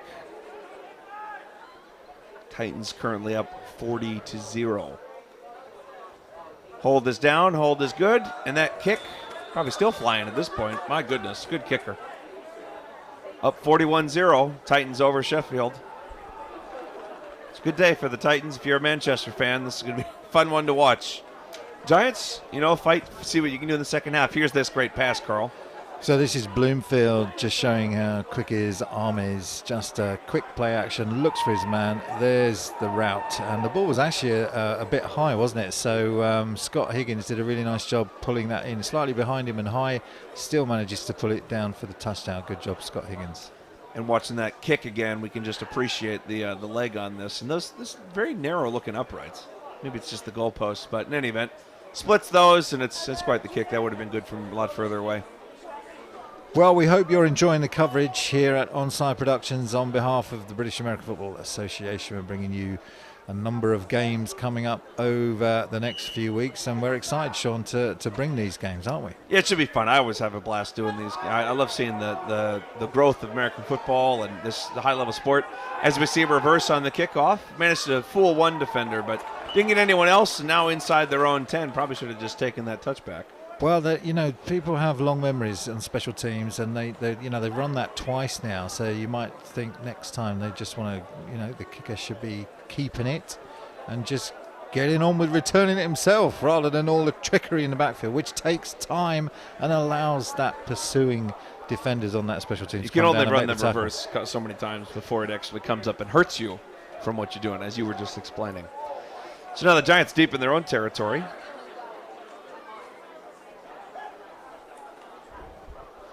We'll have some of the half-time action. We'll show you some of those great plays that we've seen from Manchester. But for now, can Sheffield do something before the half? Well, we'll see what they can do here. 2 receivers up top, 1 on the bottom. Fake run up the middle, going for that deep route, and it's going to be intercepted by the Titans. So the answer to your question, Carl, is no. Nope. Oh, dear. Well, the Titans are so tough, aren't they? And you can't blame Josh Adamson. I mean, you're 41-0 down. Yeah, have a shot. Try and get something going on first down. Just a little bit underthrown, and it allows that defender to come back and make that pick. And that is Jonathan Bentel, or DK as he's known. We saw that earlier, though it didn't end up in an interception, where when you try to throw it over a defender, you really have to make sure you sail the ball past them with some power, or else someone can come in and make that play, and that's what we saw. We get some more comments. Stephen Blood, Britball prediction. Early prediction. Yeah, Manchester Titans versus London Warriors. Well, that certainly seems like a possibility based on the early season results. Stephen saying that the Titans can take the Warriors. What a proud boast. The London team is very, very tough, those Warriors. Yeah, the North loves saying they can beat the South. Concheek says, I'm loving this commentary. Well, we love that you're here, Concheek. Thank you so much for your kind comments as we get back to the live action. Good block by the running back there, giving some time to the Manchester quarterback.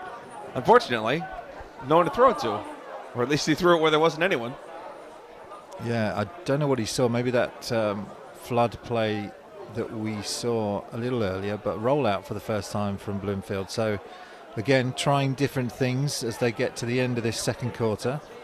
You start seeing, and as a coach, you have a debate here. How many backup players do you put in? How much do you expand your rotation? Because tiebreakers come down to points allowed. They come down to points scored. You don't want to give up a pick 6 if you put in too many people, but you do have to start wondering if it's 41-0, if you should start rotating in some of your other players. Running back motion from left to right. Now slot receiver in motion as well. Rolls out to his right, Bloomfield. Nice little pump fake. Well, that's a lovely interception in the end zone. Fooled yeah, it was Winrow running down the sideline, and Bloomfield decided to put it up, and it's a great play from the Sheffield defender, Matthew Sheridan. Yeah, it looked like he wanted to pull that in, and he was really quite undecisive on what he wanted to do with that ball. They kind of pumped it, and then he, what am I going to do? And then ultimately threw that pick. That poor decision came very late. So the first real mistake by Bloomfield in this Titans offense, little relapse in concentration, and the Giants show they can make plays. And we had a prediction from Tommy Turpentine, who's tweeted in and says that the full-time prediction is going to be 42-41 Giants. Well, we're still on course for that. Tommy, if that's the final score, you can be on the next broadcast.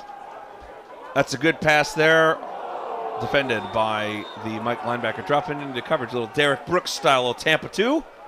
Yeah, looked nice there as well, didn't he? Move a big guy, number 50, but moved well to get downfield. That's Mark Rio Houghton on the defense of that ball. Not a lot of gaps in this Titans defense. You're trying to find places you can attack, and there just aren't a lot of places you can go.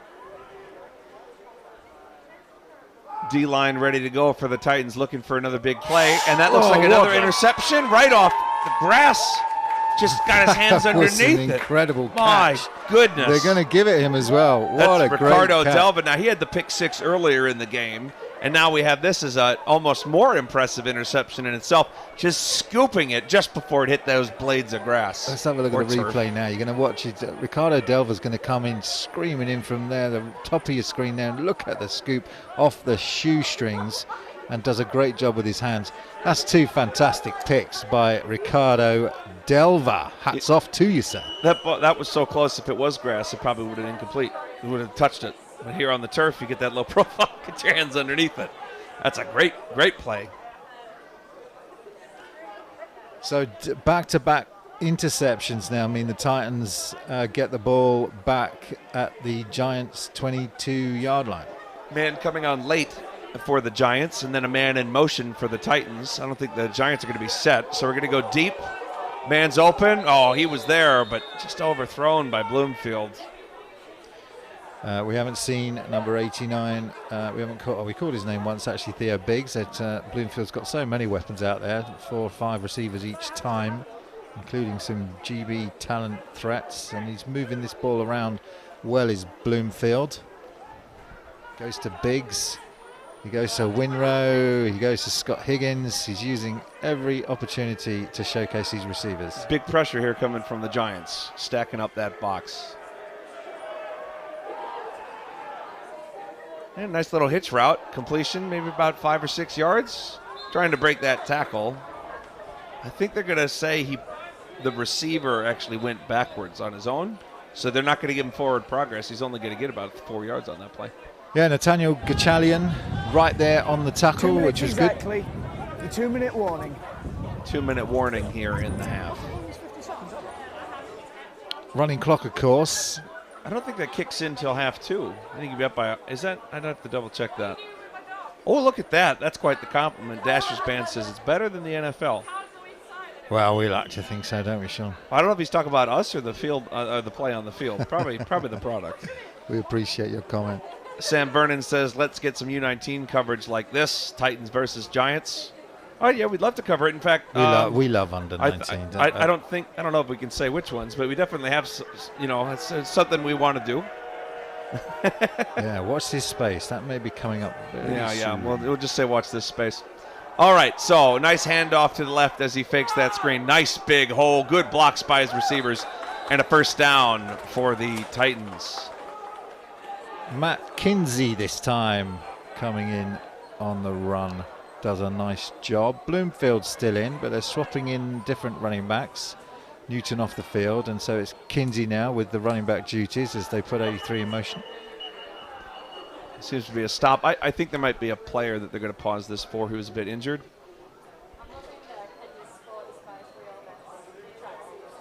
I mean, there might be a timeout, but also occasionally there was a player who was really quite slow to get up, and I think they might have got flagged that and said, let's go sub him out. We'll see if that's part of it as well. Player safety being priority. Tommy says, if the Giants score, we riot. He's still sticking to that 42-41 prediction. Please don't.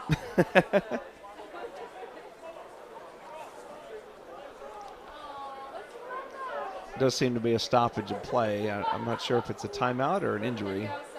I've been impressed with the professionalism of these Titans, I have to say. Very polished. I've seen them a couple of times. Saw them last year. We did a commentary at the Tamworth Manchester game, which was a very close defensive struggle in the end. And they looked good then, but they do look like they've taken another step up to me. Yeah, I was on the sideline for a scrimmage against the Titans last year, so I got to see them up close and personal, a little even closer than we are now. But with, like as you said, I think they've taken a step up even further. 2 receivers each side, field side, quite far at the top of your screen. Here's a snap, run up the middle. Nice push. Breaks through that gap and then manages to avoid the final tackle for a touchdown. Matt Kinsey to the end zone. Man. Yeah, I mean, what have you got to do to slow down these runners? It doesn't matter whether you hand it off to Pancargo or Ryan Newton or whoever. And this time it's Matt Kinsey's turn to get his own 6 points on the board behind this dominant offensive line of the Titans. As we said early in the game, if you can get a push like that up the middle, you don't need to do much else on offense. Now, of course, the Titans have, but they didn't have to. It's not a must. It's more of a want. We want to spread the ball around and try other things, but they've clearly shown that they can run up the middle here. So Sheffield now down 47-0, getting men on the field to try to block this kick. Overloading the left side of your screen. We see those tweets coming in, so we'll show you some highlights if you're just joining us. Kick is up, and that's another good kick to make it 48-0 for the Titans. So be able to show if you're just joining us, thank you ever so much for joining us. This is Onside Production, bringing you the British American Football Association game between the Manchester Titans and the Sheffield Giants, and so far it's all Manchester, although Sheffield have had moments where they've moved the ball. Here's the touchdown from Matt Kinsey. You can see he just takes a step to his right, and then it's so tough to bring down. 25 and 27 can't get him down either. They really do have a stable full of really talented running backs. Well, it's running backs that know how to use the offensive line they have. Some running backs are good in open space. Some running backs are good only if you give them good blocks. Some backs know how to utilize that push. And that's what we're seeing so far from the Titans offense is if the offensive line is making holes, then they can make big plays. They know how to be patient. And that's hard as a running back because you want to go full speed. Sometimes you have to go half speed. Also just want to highlight the holder on that last extra point actually had to leave his knee and reach in the air to grab it. I don't know if we can get another replay of that or not, but he actually had to stand up to grab it and then still managed to get the ball down. So watch the holder. Stood all the way up and got it down. Now that's some calisthenics right there. That's some cardio, doing some burpees on the field. That's quite impressive for the holder. No one's going to credit that on a stat sheet, Carl, but I'll credit you right now, holder. That's great. Do you know who it was? No. It was the touchdown scorer, Matt Kinsey. Well, look at him. So it's Chris Winrow on the snap, Matt Kinsey on the hold, and Matt scores the touchdown and then does his kicker a favor by bringing the ball down. Nice spot, Sean. There you go. So Giants up here, under 2 minutes. They're probably just going to run this here and survive into halftime.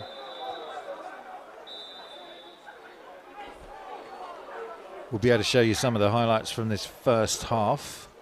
It has been all Manchester up to now. 48-0. Not quite a 50 burger in half. Timeout Manchester. They're fast.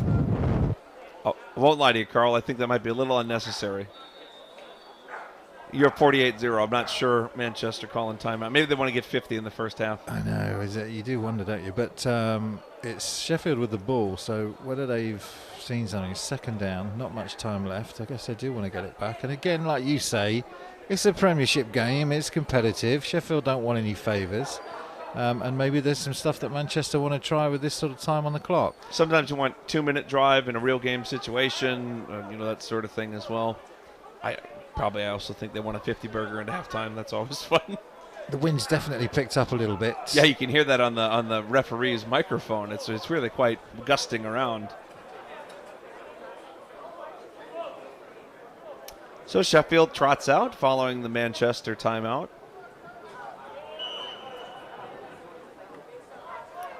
Tight end in. This would be an illegal formation if it's a pass. That's a run. And good defense there. Two men with their hands on the ball at the end of that play. Sheffield's got to watch out. Their outside receiver was covering their tight end in terms of where he was lined up. All right, we have another comment here. Latent Beauty Therapy Beauty Tips. Timeout Manchester, they're second. Says, loving the game. Come on, Giants. Do you think they could give me some beauty tips? Tweet in. What are you doing? You're balding. Dwight Hendrickson says, Titans are having a great game. Unlucky Giants. Hashtag Tommy Turpentine. Hashtag in Sheffield we fight. Hashtag Titan D up. Tightened up. Is it tightened up or Titan D up? Tightened up. It's like you tighten stuff up, not, don't but you? they spelled it like a Titan, like Manchester Well, Titan. that's the whole point. Sean. Well, I thought it was saying that the Titans D should step up. Yeah. Tighten up. Titan D up. Okay. Well, let us know your interpretation. You know what? Tweet and follow up. Let us know. We love the hashtags. There's no spaces in hashtags. Very confusing. Here we go. Sheffield. Two receivers at the bottom. One up top with a tight end as well. And they are going to throw to that tight end, but I think the ball was batted by one defender, which prevented the interception by a different defender. They're loving it, these Titans, I think, really enjoying the fact they're so far ahead. The defenders can relax and really play hard football, and Sheffield really struggling at the moment to get anything going. Of course, when you're 48-0 down, you feel like you should go to the air, you should be trying to make every endeavour to get into the end zone, but it's just that thing about just trying to establish some kind of rhythm, some kind of momentum that you can trust, some play that you can go to get things going. It's 4th down, and we'll see what they do here. And I want to say, I've been on that side of the sidelines before where you're just getting shellacked. It's not a great feeling. And you just sit there and say, let's just hold on, prevent injuries, see if we can find something we can implement for the next game. 1 minute, 8 seconds remaining. Timeout, Sheffield, they're second. It's difficult, but I think you want to rally the troops and say, well, let's go win the second half. We understand the Titans will probably have some backups in there, but let's go out there and try to win the second half, and that's kind of becomes your rallying cry in these types of games.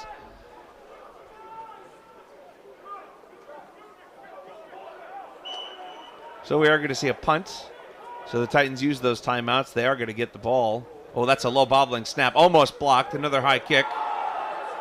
That's quite the block. The Titans, it will probably, if we can get a replay of that, there was quite a block by one of the Titans gunners. Or not gunners, the corners, I believe it. So the Titans were calling all those timeouts. Here's that replay. Here we go at the bottom of your screen. There it is. Good boom. Number 16 on his back. And that's legal. That's fine. It's a big hit, but it's a legal hit.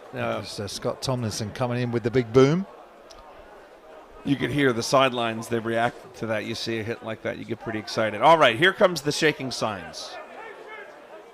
We got BT. We got Pepe Le Pew. There's some sort of bird on the other one. One of them just says run. I wonder what that means. I'll bet you it's a pass. I'll bet you it's a trick. Here we go. Man in motion. Left to right. Resets. 3 at the top of your screen. Rolls out to his right. Looks for that. Nice. Well-placed ball to get the first down. Oh, he's still going around the sideline. A big hit, but not before the receiver gets inside the 18-yard line. Looks like they're going to spot him around the 15, in fact. Yeah, good play at both ends, wasn't it? It was a nice play by number 10, who is Sam Penfold. You'll just see is one of those 3 receivers to the top of your screen, and they send 2 receivers deep, and then the 3rd receiver just comes in the middle of the pack and gets lost by the defenders, makes the first man miss, and then 25 makes a nice hit on the sideline. It was actually Lewis Bowman who had to come in and clean that up. Now we see a fake screen pass to the right and a touchdown. That's a beautiful. So we had a pump fake, so they went to throw that short screen pass, but then he flipped his hips and then threw it on the go route. The safety had bitten down at that point. That's another big play. We'll see that on the replay. Really good footwork by Bloomfield. As a quarterback, it's really important you flip your hips when you do that screen, and then he flips again on that little go route. That's great job. And then obviously the receiver hauling that in, though he didn't have to get over anyone for that. And up comes the 50-burger. The Titans get to the 50-burger before the half is even over. Yeah, that's I haven't seen that in a while. Going for 55-0 if they make this kick. It's been dominant, hasn't it? And that's the second touchdown for Ben Martin. I wonder who. I'm never going to see the backup quarterback in the second half. I'm not sure what more you want to see from Bloomfield at this point. He's run the read option. He's run the speed option. He's run smokes. He's run passes over the middle. He's thrown deep routes. He's thrown medium routes. He's just about everything you want. I'd say put him back on the shelf. See what your other guys can do. You never know when you need a backup QB in the playoffs. I think you're right, Sean. I mean, it would make sense, wouldn't it, that they give the opportunity for some other players to come on and get some live experience in this game. Here we are for the kick. Hold is down. Kick is up. Kick is good. Double nods from the officials. So it's Aaron Bocott that's been doing the kicking duties there, today. Look at those flipping hips. Oh, it's beautiful. It's a lovely double fake, isn't it, by Bloomfield? Just catches that defender. Can we watch it again? Can we watch that one more time? That's so pretty. He just Bloomfield just does a really good job with his hands, and it freezes that defender while that receiver goes behind him. And just to mention Bocott as well, he's not missed anything this during these extra points. Every one that he's been asked to do, he has got. The only one that they missed was when they tried to go for 2. So good job by the kicking team, and the Titans the firing kicker, on all cylinders. Bocott also on kickoffs, I meant to say. He's had a really good job kicking off today.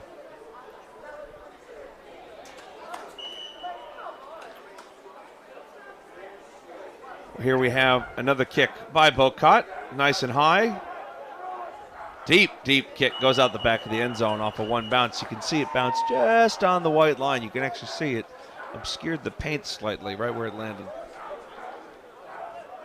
So Sheffield, I'm going to give a piece of advice here. Probably run it up the middle and then live to fight in the second half. Probably don't need to try to do too much here. This is, if you're from Sheffield, this is a half to forget, isn't it? You just want to get in and see what the coaches have to say, and then try and build some kind of foundation coming out in Q3. They do get the ball first in Q3 because they deferred. So that's where you want to start putting something together to restore some pride to this Giants team. Titans 4 men on the line. 3 linebackers about 4 yards off. Pass looks over the middle. Good catch, and he's got some room to run. And here he goes. He's getting past midfield inside of the 35. Well, shows what I know when it comes to advice. That's a good slant and a nice completion. That's number 15, Daniel Padley. Really good catch and run. Yeah, and I think the Titans were kind of sat back a little bit, weren't they? So that underneath pass was there, but does a nice job of getting as much as he can before he has to go out of bounds to stop that clock, and it brings him to the Titans 32. Some of the best field position that they've had in a half. Certainly the best earned field position as well. Earlier when there was good field position, it was off of special teams and bad kicks and things. So there's a little completion, 4-yard gain. Sheffield's got to be aware that they don't have a lot of time left. All right, Dwight says, as a half American from Haven City, Maine, I'm loving the commentary from a fellow 23 American. seconds remaining. Timeout. Sheffield, their 3rd and final timeout. Keep up the good work, says Dwight. Well, thank you, Dwight. Yeah, good to see you here. I am indeed American. I think he's talking about you. I think so. I've been called ridiculously American. It's because of my accent. People ask, they say, how long you lived here? I say, 7 years. It says, your accent ever going to go away? No. My aunt's lived down in Tring for about 30 years. She still has her accent. I don't think it ever goes away, folks. And you don't want to hear my fake English accent. It's almost insulting. So Sheffield now inside the 30. 2 receivers at the bottom of your screen alongside a tight end. Drops back, looks to the flat.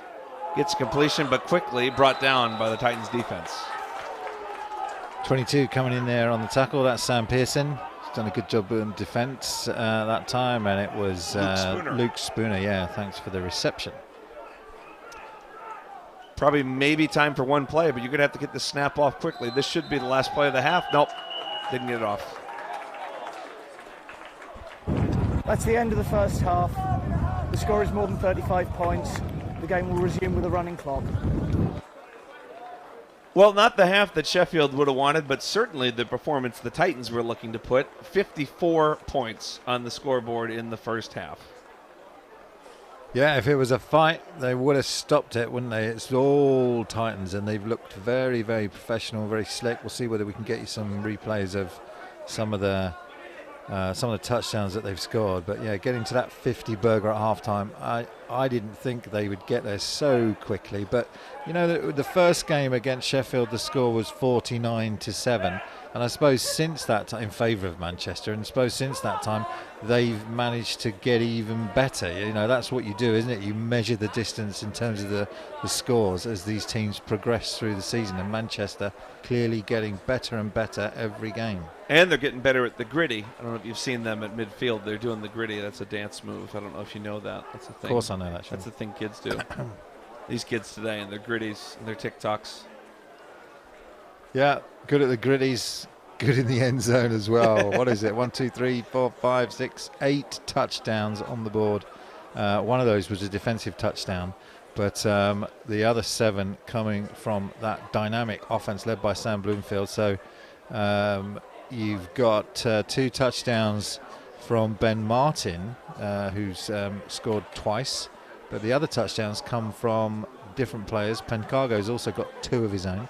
And Newton scored, Delver scored on the interception, and Scott Higgins and Matt Kinsey also coming in and getting scores of their own. And so they're moving the ball around. They look effective through the air. They look extremely powerful on the ground.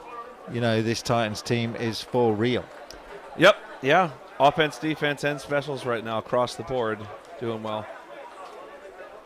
So, yeah, we'll have to see in the second half. You know, have you been in this situation before as a coach? You know, what are you trying to do here? If you're on the Sheffield side, motion, top to bottom, stack receivers, set. Replays. Yeah, I think you're right, Sean. You do need to rally your troops and maybe get some silent scripts going on. This is early on Another in the run game with the running of Pengargo up the middle, and we'll come back to those replays in a minute. In going back to your question, Sean, I think as a coaching staff, you get them together and say, look, let's try and go back to fundamentals. Let's look at the basics that we do well. Let's try and get some movement on our own offensive line. Let's convert some footballs. Let's go back to our ground attack and see whether we can just establish some kind of movement so that we can build on that foundation. You're not looking to do anything dramatic too early, because that's when even more goes wrong. Yeah, no, you can't do too much, and you got to be realistic with yourself. You're not going to win this one. It's about getting things together and getting ready for the next game. Sheffield always been that kind of mid-table, mid to low table, haven't they, as a team? And we know that the Premiership is so difficult to compete in. There are so many great outfits. Edinburgh are doing well this year. If you look at the table, which we did earlier in the game, it's Manchester that are unbeaten so far in this North Premiership division. And then you've also got the Edinburgh Wolves, who will be playing Tamworth, I believe, today. And you've got Tamworth in third on a 2-1 record, and then Sheffield 0-2, and then Merseyside and Sandwell both on 3 losses. So the Titans have been the class of the of the Premiership North so far, but Edinburgh and Tamworth both playing well in their own right. It'll be interesting to see what happens with that Edinburgh-Tamworth game. Yeah, well, any time that you have Tamworth as the 3rd best team in the division in terms of record, that means that you're in a very good division. If Tamworth's number 3, then that means that number 1 and 2 are really strong sides. Yeah, and Tamworth do tend to, they did start a little bit slow last season as well, and then really came good towards the end of the season, and then really play well in the playoffs. And we'll have to see how that progresses as this game goes on. Meanwhile, let's take a look here. We have the Titans at the bottom of your screen. Man in motion, top to bottom, stack receivers set from throughout the day. So here we have early on in the game. So this is Sam Pagoga from that 30-yard line. A really nice run off to his right-hand side. And look at that push. Yeah, the great running of the Titans early on in the game, wasn't it, to really set the tone for what they wanted to come in and do.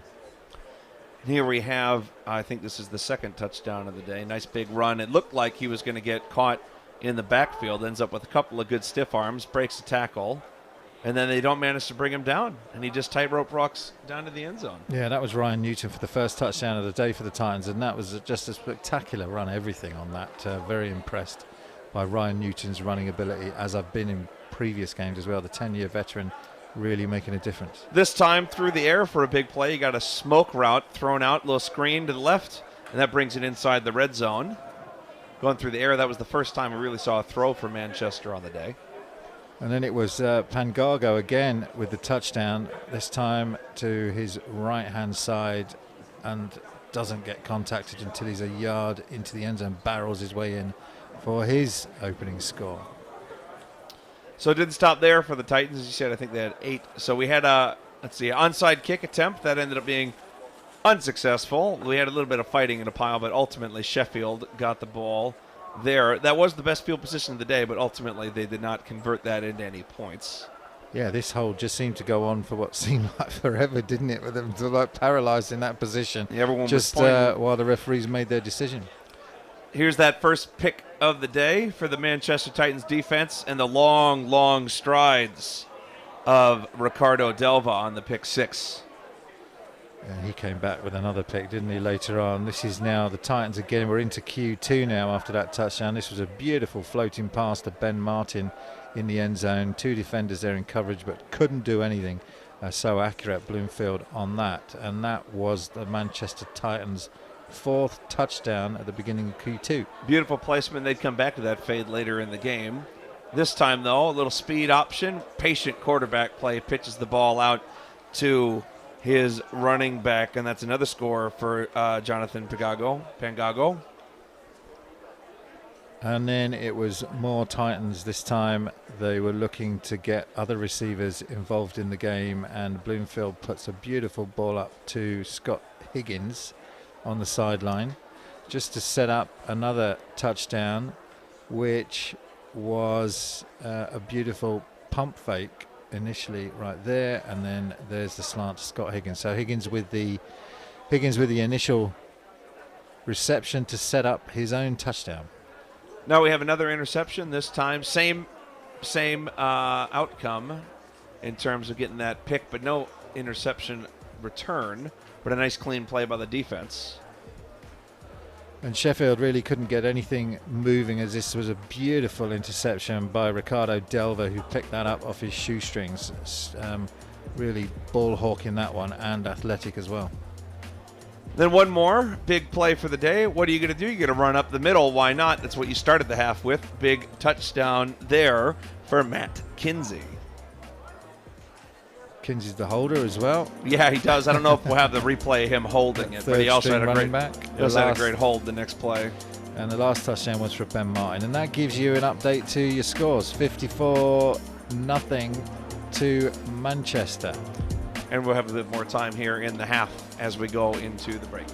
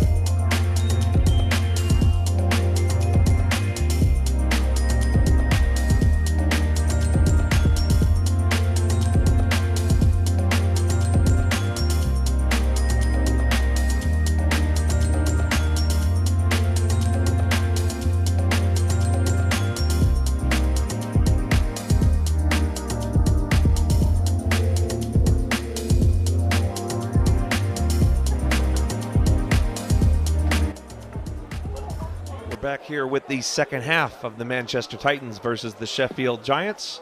Titans set to kick off. Sheffield looking to get some points on the board.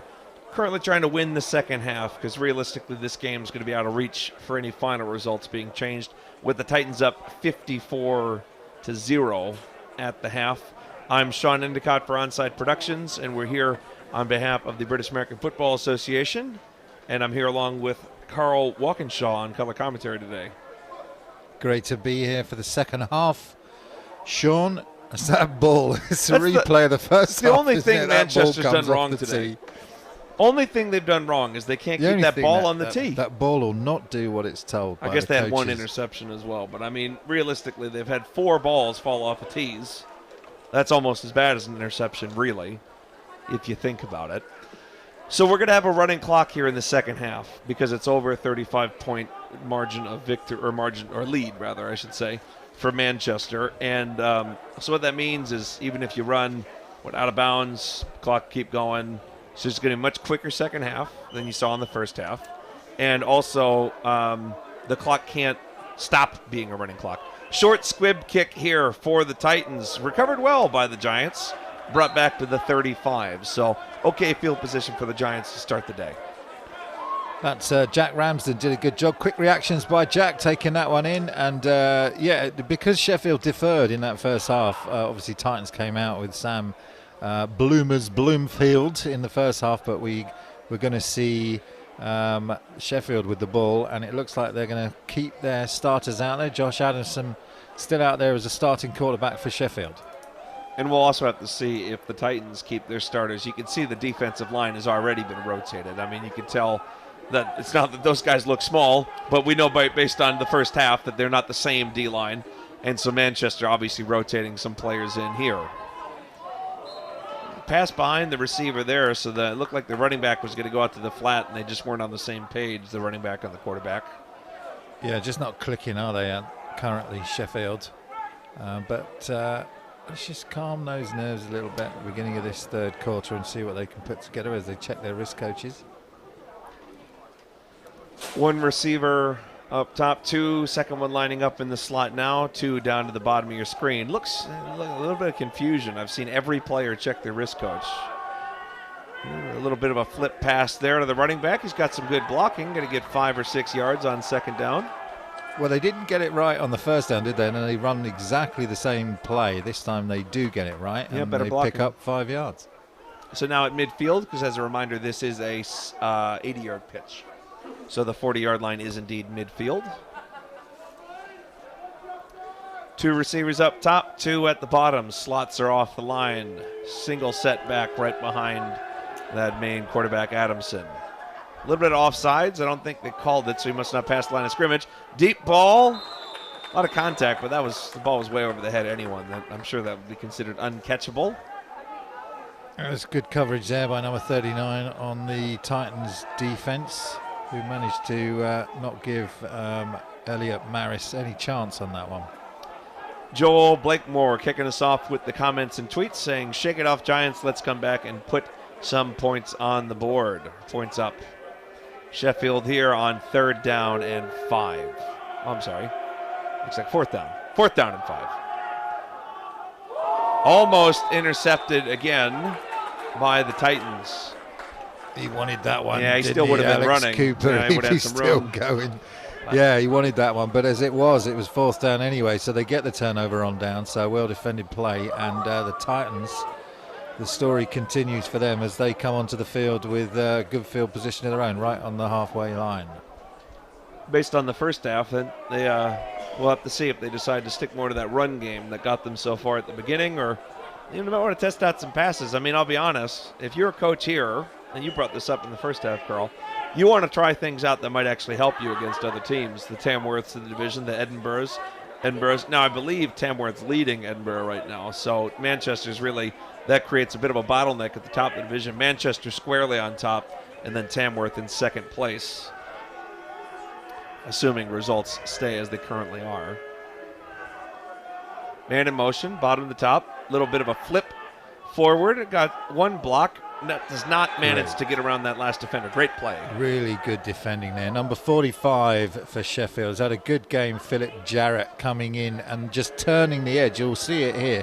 Watch 45. You're watching top of your screen. 45 comes in to turn the play in, and then 52 comes in from his middle linebacker spot, which is Henrique Baptista Borges, and does a great job. Both those players played really well on that one. Good job to get keep your gap assignments. It's really easy to get caught out of place on a wide open play like that.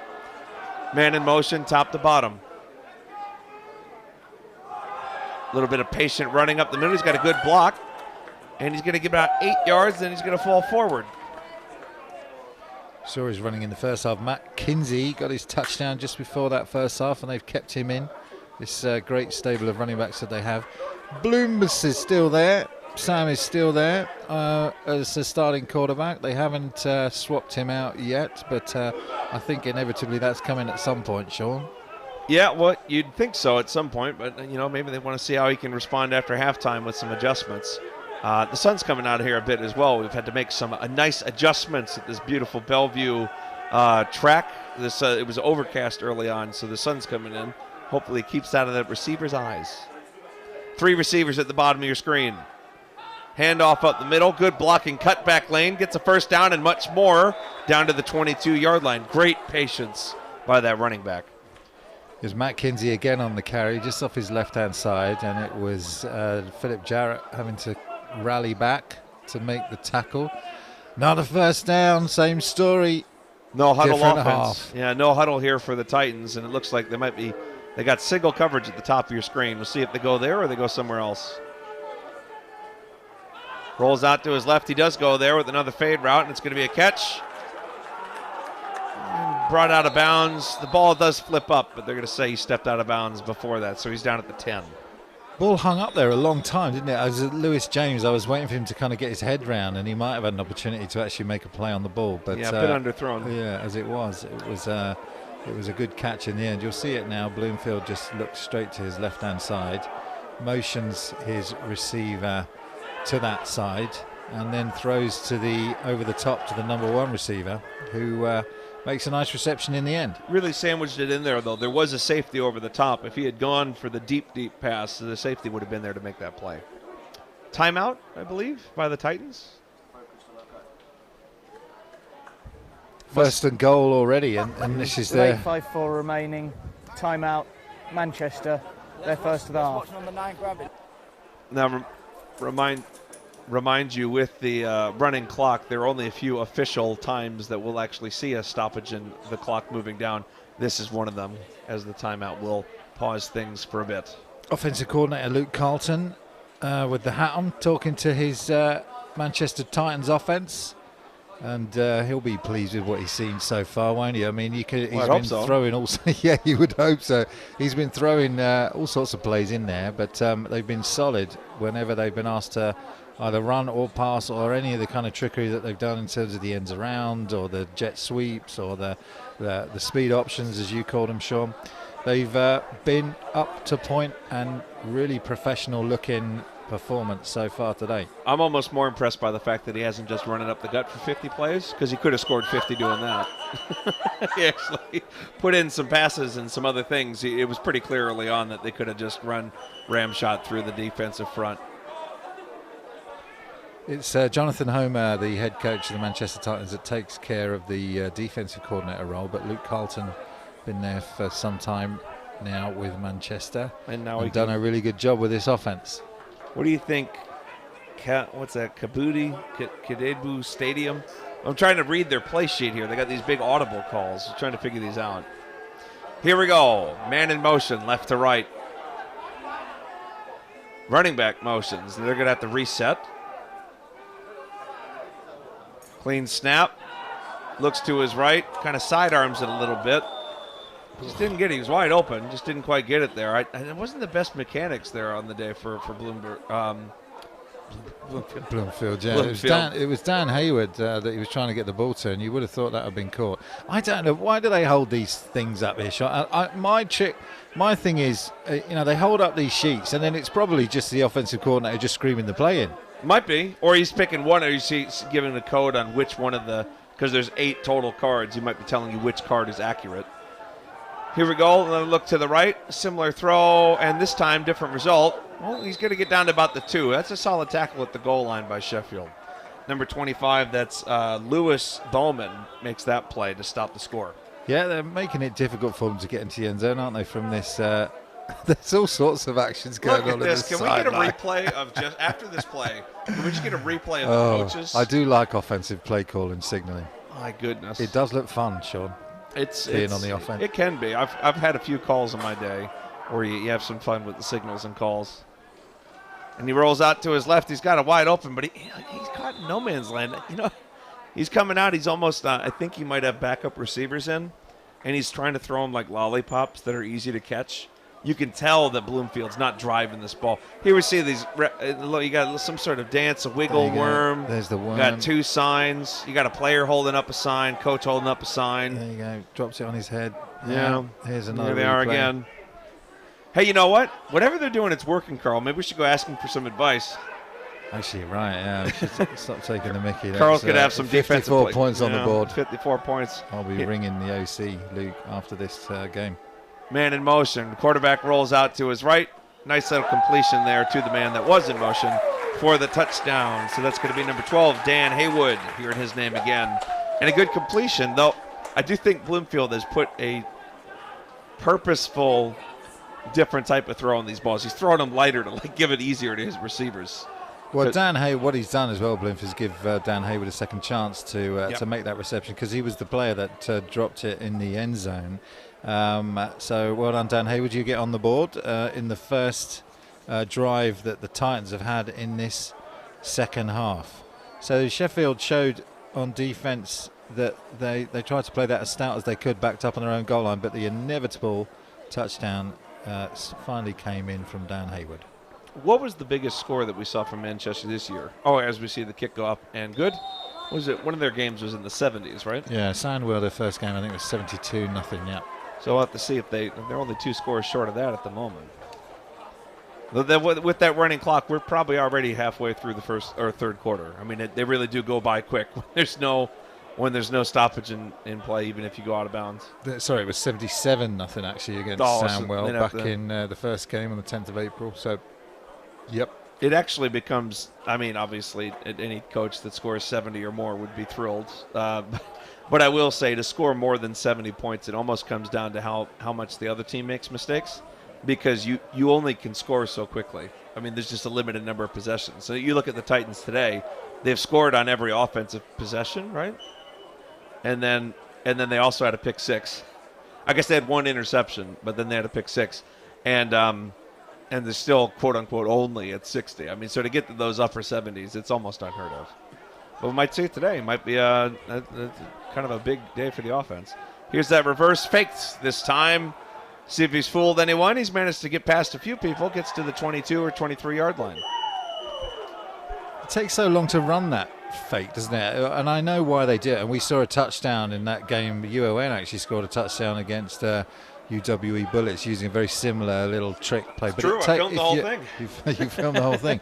But it takes time, doesn't it, to run it, and it allows those defenders to come down the field. So it's not always the best call, but I understand that you can make it count, as UON did against UWE. I would also say, though, there's a limit on how many times you could run it. At a certain point, it just ends up slowing things down. And I think we've clearly reached that point. In fact, we reached it last time they tried it. Man in motion, top to bottom. Quarterback looks out to his left, gets a completion for about 5 or 6 yards over the middle.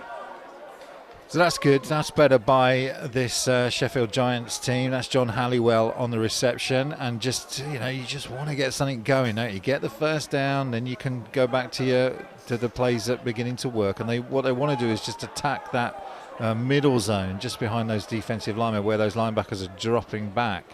Yeah, if you can get some space and a little bit of protection with that big O-line up front, you can make a few plays over the middle. And here's a run up the middle, some nice blocking. Gets a final push to make that first down. 2 more yards beyond that first down. So now at the 36-yard line. Michael Sanchez Milan coming in to make the tackle that time for the Titans. Sheffield, they must be getting pretty deep in their playbook here because we keep seeing them check these risk coaches a little bit more than they did in the first half. Trying to get everyone on the same page. Tight end at the top of your screen. They do like to throw to that tight end. He's coming across here on a shallow. Instead, they're going deep. He's got a man beat. Oh, he had the touchdown there. Went right through his hands. Would have had the score. Oh, he's got to be beating himself. That's Daniel Padley. He's got to be kicking himself for that one. Beautiful throw. Really good play design. Yeah, you'll see here Josh Adamson. You're watching top of your screen. The receiver gets a really nice burst of speed off the line, and Josh just puts this up. Beautifully thrown. Oh, 6 points goes begging, folks. That's a change in that form. That over-the-shoulder catch is a bit different than what you do. You got to rep that a lot because you don't do that on any other throws. Now quarterback looks out to his left. A little bit of a screen pass. D lineman chasing from behind. Shirks off the defender. Gets up off the ground. My goodness, if you want some teach tape on defensive line, can we get a replay of that from the booth? I want to highlight big number 97. Carl, you're going to love this. I mean, what a play by 97. Watch him the whole time coming up from the middle. This is Arthur Shack you're watching. It goes to follow that running back because he recognizes that screen, gets back on his feet, and that's the tenacity of defensive line. And that, you're quite right, Sean. It's exactly what you need. Smart defensive line play. Then when he goes to ground, immediately back up on his feet and makes the tackle. Arthur Shack. I think most coaches, I mean, you see a 300-plus pound person. I mean, he's clearly over 3 bills, and he's 6 foot something plus. And it's not Arthur Shack. It's Shack Arthur. My apologies. It's Shack Arthur. Nice play. But to get down on the ground and get back up, that's great. That's really good to see. 3rd and about 6. Quarterback drops back, looks. Adamson, catch over the middle. I think he's got the completion. He was hit right as he caught it, but managed to hold on to it. So that's John Halliwell. A couple of receptions now for John Halliwell on this drive. Sheffield look like they have some signs of life on this one. They're driving the ball. They're making those short plays. They nearly had the touchdown for 6. You feel like they've cut, Manchester have put some of their backup players in, but nevertheless, nice drive for Sheffield. And Sheffield, they got to get something here. They can go into the next game. 3 receivers up top of your screen. Adamson looks deep, decides to go over the middle, but it is intercepted. Just got a little bit greedy, a little crowded in the backfield there. So that's Manchester's number 86. That's James Dean. The James Dean? My goodness. Dean. He's alive and kicking, making plays for the Manchester Titans. What a great name. So, Jimmy Dean, James Dean with a beautiful play. I think it was a bit. You get your confidence, don't you? You make a few plays, and then you just overstretch yourself a little bit. Now, on that play, they were trying to get the same. They were trying to get to their running back again, which they had some success with. But linebackers are smart. They learn. Well, they're easy to lose. If that's where the Giants are going to go, they're going to make the adjustment, read the play, and James Dean does a nice job. I think James Dean, sausages or actor? That's my question. Which one is he? Manchester, handoff, looks further wide, run, going to get nothing. Tackled, brought down by 4. Great play by Jack Ramsden. Come in and just stood him up. And it did enough because the stiff arm was there from the running back who's number 29, Tyler Brown. But what the defender did there was just stand him up and make sure that he holds him up until his friends come and make the tackle. Yeah. And in addition to that great play, takes us to the end of the 3rd. We told you these would be fast quarters, folks, and we're already done. We've only had, 2 drives on each side of the ball? That's what happens. There's no stoppages in play. It's just keep rolling. Yeah, just the 1 touchdown from Dan Hayward on that. Sheffield will want to get on the ball in the end zone before the end of this game, but they're going to need to get the ball back from this tough Titans offense before they get a chance. And you might, with a running game like the Titans, you might see a 6-7 minute drive. Keep those tweets coming in. We're so glad that you're with us and hope you're enjoying the live British American Football Association coverage from Onside Productions. Lou Green says, "This is great, loving the coverage." Lou, we love that you're with us, so thank you for your tweet. We love doing it. Thanks. We'll be here all week. Not really. We'll be back in Nottingham. In any event, Titans looking to set up here. The receivers are getting set up, but there seems to be some amount of debate or disagreement. Oh, I think the down marker has been placed in the wrong spot. Yeah, that does happen sometimes on quarter switches. So you got to put the chains where they're supposed to be, get the marker, then you got to put the down marker. I've done chain crew before, Carl. It's harder than it looks. You got, and the hardest. I feel my heart goes out to you, Sean. You know the hardest job on chain crew? Go for it. That person who's got to put that little tag at the solid yard marker. Right. Because you got to get up and down the entire. See, people don't know that. They think it's just moving the sticks. Now, there's some unlucky soul who's got like a little marker that they have to put on the ground at the firm line, and so you can easily spot it in case something goes wrong. And my goodness, it's a lot of cardio and a lot of movement, and no one thanks you for it. Well, let's thank that person. Yeah, now. whoever that is on let's the put sideline. that right. Yeah, good job. Manchester Thank got a good you one. to the tag markers up and down the country. We couldn't do it without you. I think our producer today has done that job a few times himself. It's not a fun one. Here we go. Titans, Twins, each side, receivers each side of your screen. Fake smoke, goes for the go route. Nobody's going to be there. I think there was a miscommunication there. He did that little pump fake smoke screen and then goes for the go route. They scored on that earlier on the day, but nobody went up this time. Yeah, and that should bring up third down, but and it's going to be a third and long for these Titans. So let's see if Sheffield can get the stop and get something on the board. They did score against this team last time they played. It was 49-7 was the outcome of their first encounter. Carl, I can't help but think back of Tommy Turpentine and his prediction of a 42-41 win. All right, new QB rolls in, out to his right. He's got a man open. Oh, my goodness. He was about 2 yards off from a massive completion for a touchdown. That's Manchester number 40 comes in there. Who's that, Ben Miles? So we mentioned him earlier in the stream. Another Miles tweeted about him. I think it was Theo Biggs who was the receiver as well, and it was mighty close. I think the sun, like you said, just seemed to pop out from behind a cloud just as that ball was coming and dropping into Theo Biggs' arms, and he just couldn't get his eyes on it. Kind of crazy you can have a backup quarterback and you can still throw it that far and be that close to such a big play. Well, here's a punt for the Titans. We haven't seen many of those today. They seem a little confused on who should even be on the field. Punting seems so foreign to them.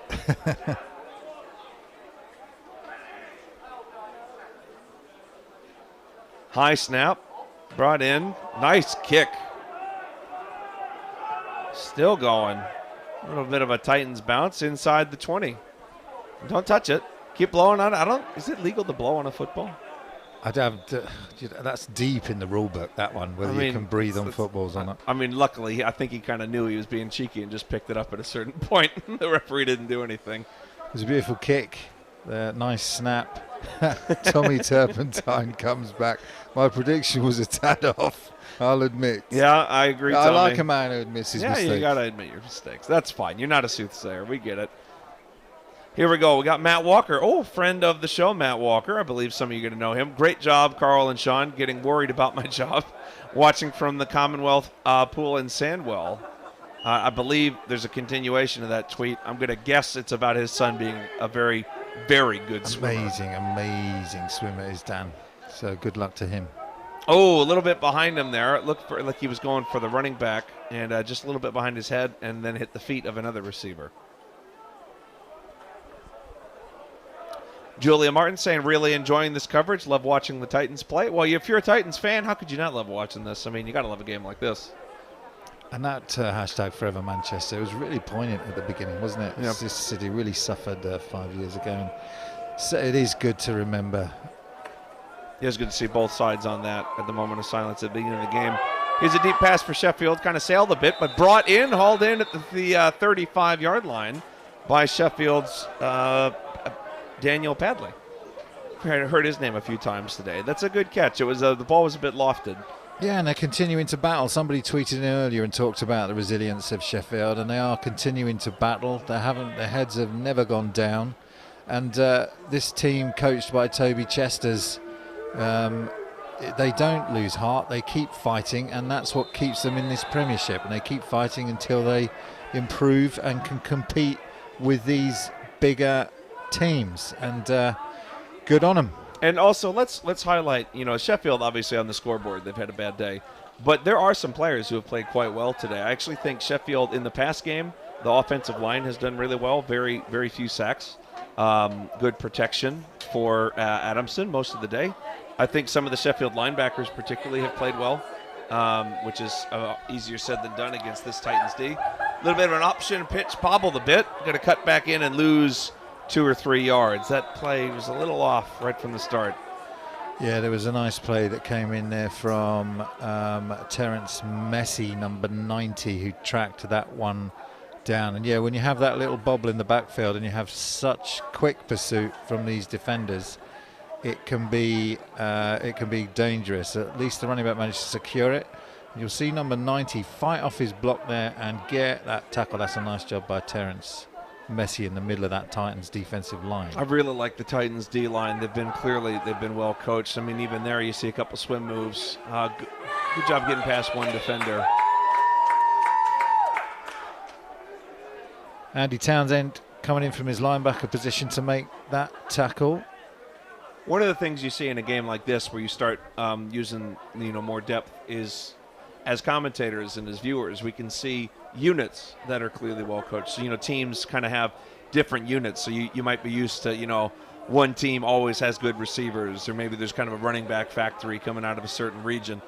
And here, I mean, the Titans obviously talented across the board, but I've been very impressed with their defensive line. I don't know if we have their D-line coach written down, but I just want to give them credit because down the depth chart, really good. Yeah, we do. It's my old friend Rob Urquhart, who I know well and used to play football for the Nottingham Seasons, and David Booker, that as well as Alex Mannon. So they have 3 defensive line coaches to Manchester, and it really shows today. It does. Here's a return from Manchester off the bounce, and the crackback block, that might be called for a flag. We'll have to see. Tightrope walking at the sideline, deep into territory.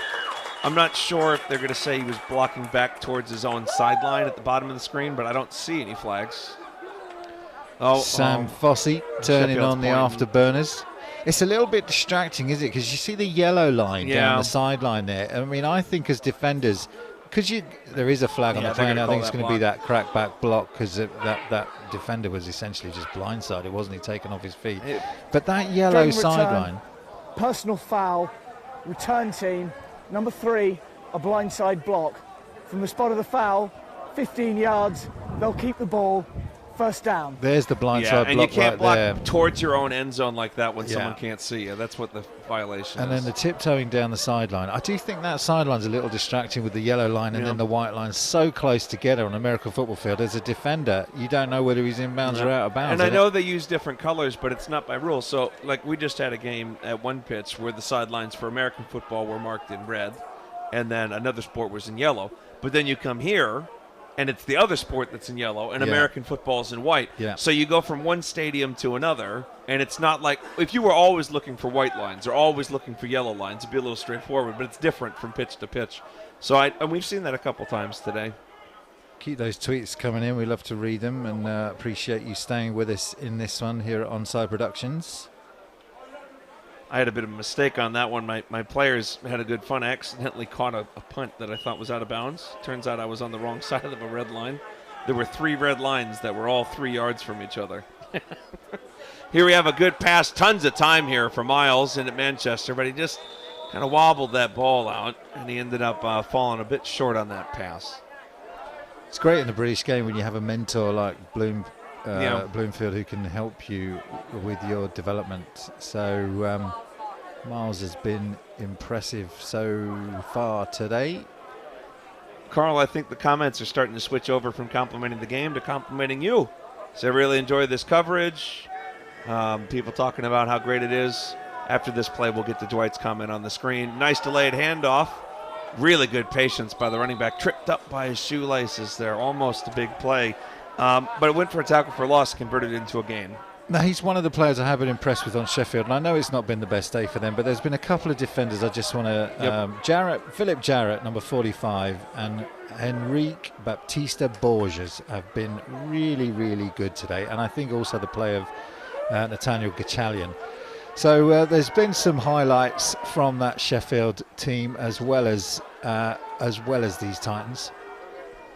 And here we have another handoff up the middle. Not quite as much of a push this time from the Titans O-line. Still managed to get about 2 yards on the run. Here we go, Dwight Hendrickson. Not that this is an influence on this game, but the Giants are missing their star receiver. So there you go. And they're missing another one, and it's a linebacker. So it's good insight there from Dwight. And also, you know, it's you want all your guys back.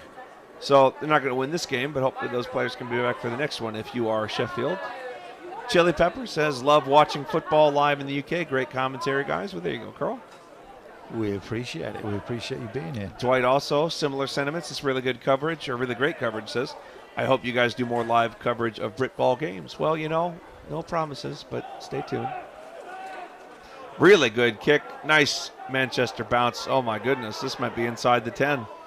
Oh, look at them. Now, instead of blowing, they're trying to fan it. Didn't work. I love these Titans. I wonder if they get coached on that. You know, and do you think they've done practice? You got the blowing technique. Which is better, you got the fanning technique. Blowing or fanning? Which one has more power? I'd say with 2 players fanning, that's better than 1 blowing. That's it's a little complicated. I think you're going to have to do that.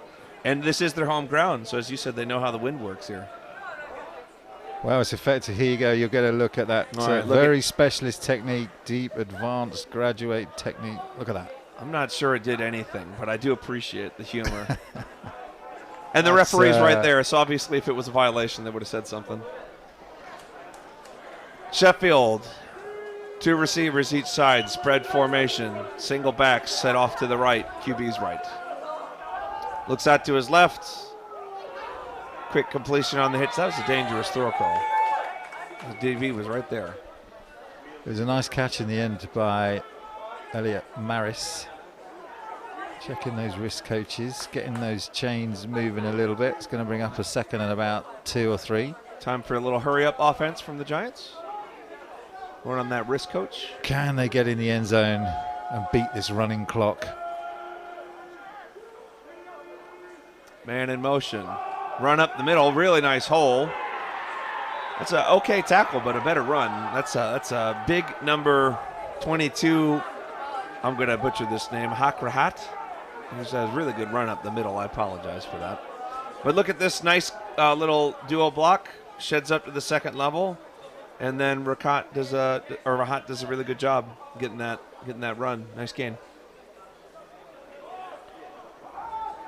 Runs up the middle on a little bit of a delay. Gets back to about where he started. Yeah, Josh Adamson, they're just trying to keep this drive moving. So they have a new running back in, which is Rahat Hack, as you've said, Sean, and Josh is still in there, leading this offense, trying to get this score on the board as they edge closer to the halfway yard line. 3 receivers set at the bottom of your screen. Titans stick to 4D line, swing pass out to the left. And there's Rahat again, this time with the first down. Really good to see someone else coming in this late in the game making some plays. Yeah, and he really delivered a shot, didn't he, to number 37. He's not small himself. 37 slow to get up. You'll see Rahat Hack here. We're not going to get time because we're in that hurry up. But it was number 37, Chris Peel, that took a shot from Rahat Hack. 2 receivers each side. Sheffield trying to get a score before this game runs out. Looks out to his right. High screen pass. Good pursuit by the Titans. Gain of about 3 or 4. There's some off the field action there as 35 comes tumbling down. It was Hayden Saville, number 45 of the Titans, that had to come in and make that tackle. So the Giants keeping it moving. There can't be that much time left on the clock. 2nd and 6. 3 receivers set up top.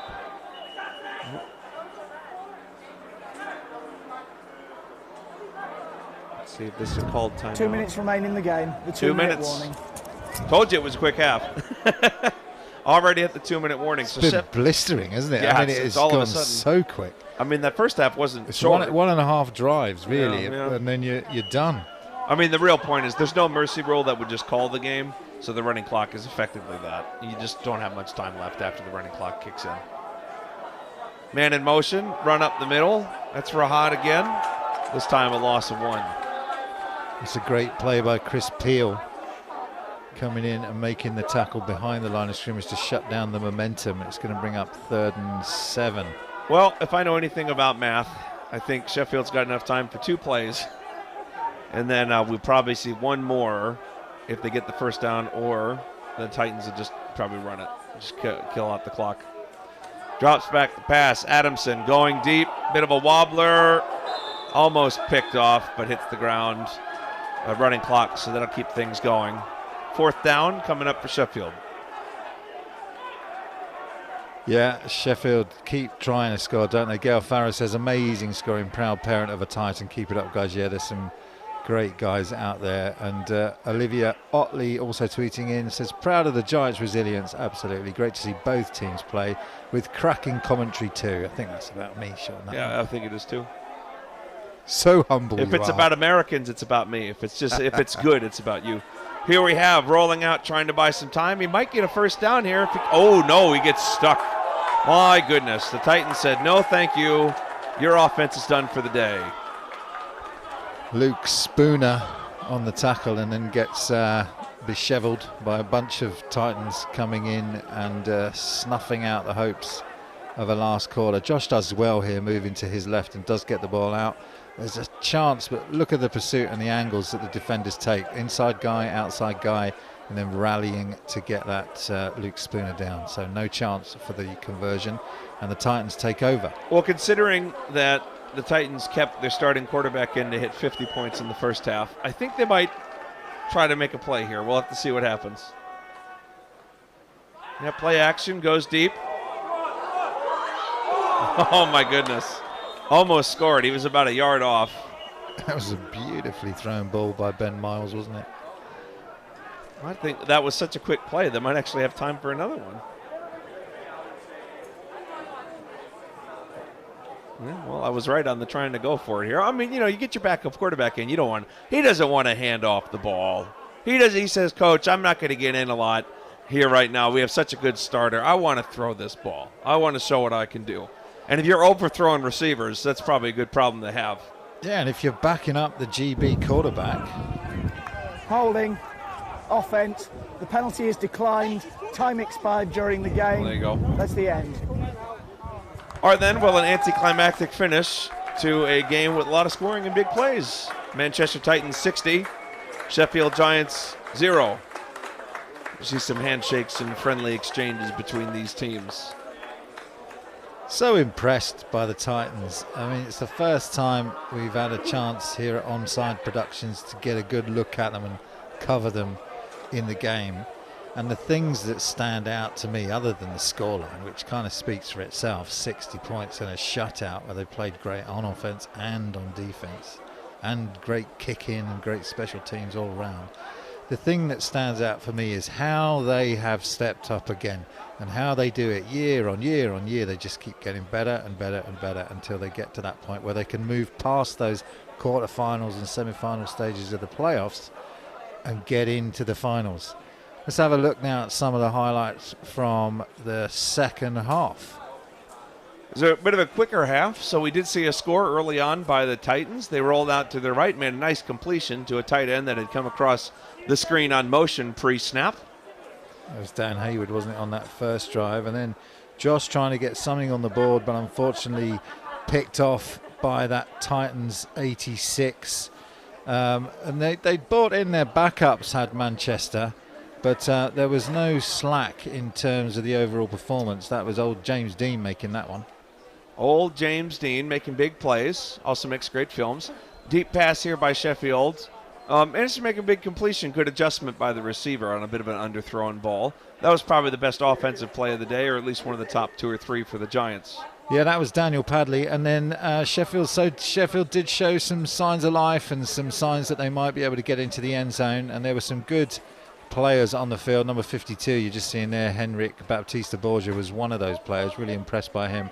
And number 45, you can see Philip Jarrett as well, just saying his thank yous to Manchester. He was a standout player for me as well on defense. So there was some highlights on the Sheffield Giants side, but you have to say the Titans dominant, Sean.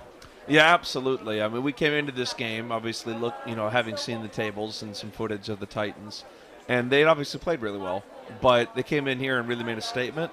They were over 50 points at halftime, and they're now undefeated, top of the league.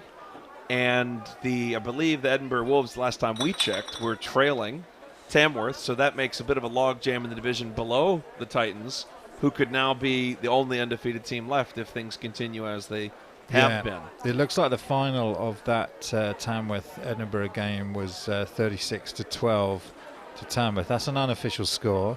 But if that is the case, that Tamworth have beaten Edinburgh by that amount, that'll mean that Tamworth jump Edinburgh and go to 3-1, and Edinburgh will drop to 3-1, but it will leave the Titans the only undefeated team in the north. And judging by that performance today, well deserved. Yeah, and it'll probably come down to later in the schedule. I'm assuming the Tamworth will play the Titans again. Yeah, that's correct. Yes, they will. And that'll come down to that as a head-to-head, and then tiebreakers will go from there. So, yeah, I thought the Titans had a dominant performance, really good across the board. I was most impressed by their offensive line, pretty much from start to finish. They could have ran up the gut for 10 yards of play. And luckily for the viewers, that's not all they did. They managed to mix it up a bit and had a really fun matchup out here. It was really, really good to watch. And on the defensive side, you had Ricardo Delva with 2 interceptions, one that he took all the way back to the house. And then, of course, you had Cade Macon as well, number 4, who's also a GB, number 94 is also a GB defensive lineman, making plays, both batting balls down, and got the only sack of the game in the end as well for the Titans. So lots to be impressed with, both on offense, defense, and special teams. Yeah, and so it's been a beautiful day, honestly, Carl. It's overcast skies here at the Bellevue Racing Track in Manchester. Great place to run a game. And yeah, we just want to say thanks for everyone for joining in. And we'll wrap things up here. So signing off, Sean Endicott for Onside Productions, along with Carl Walkinshaw. Hope you guys have a beautiful Sunday.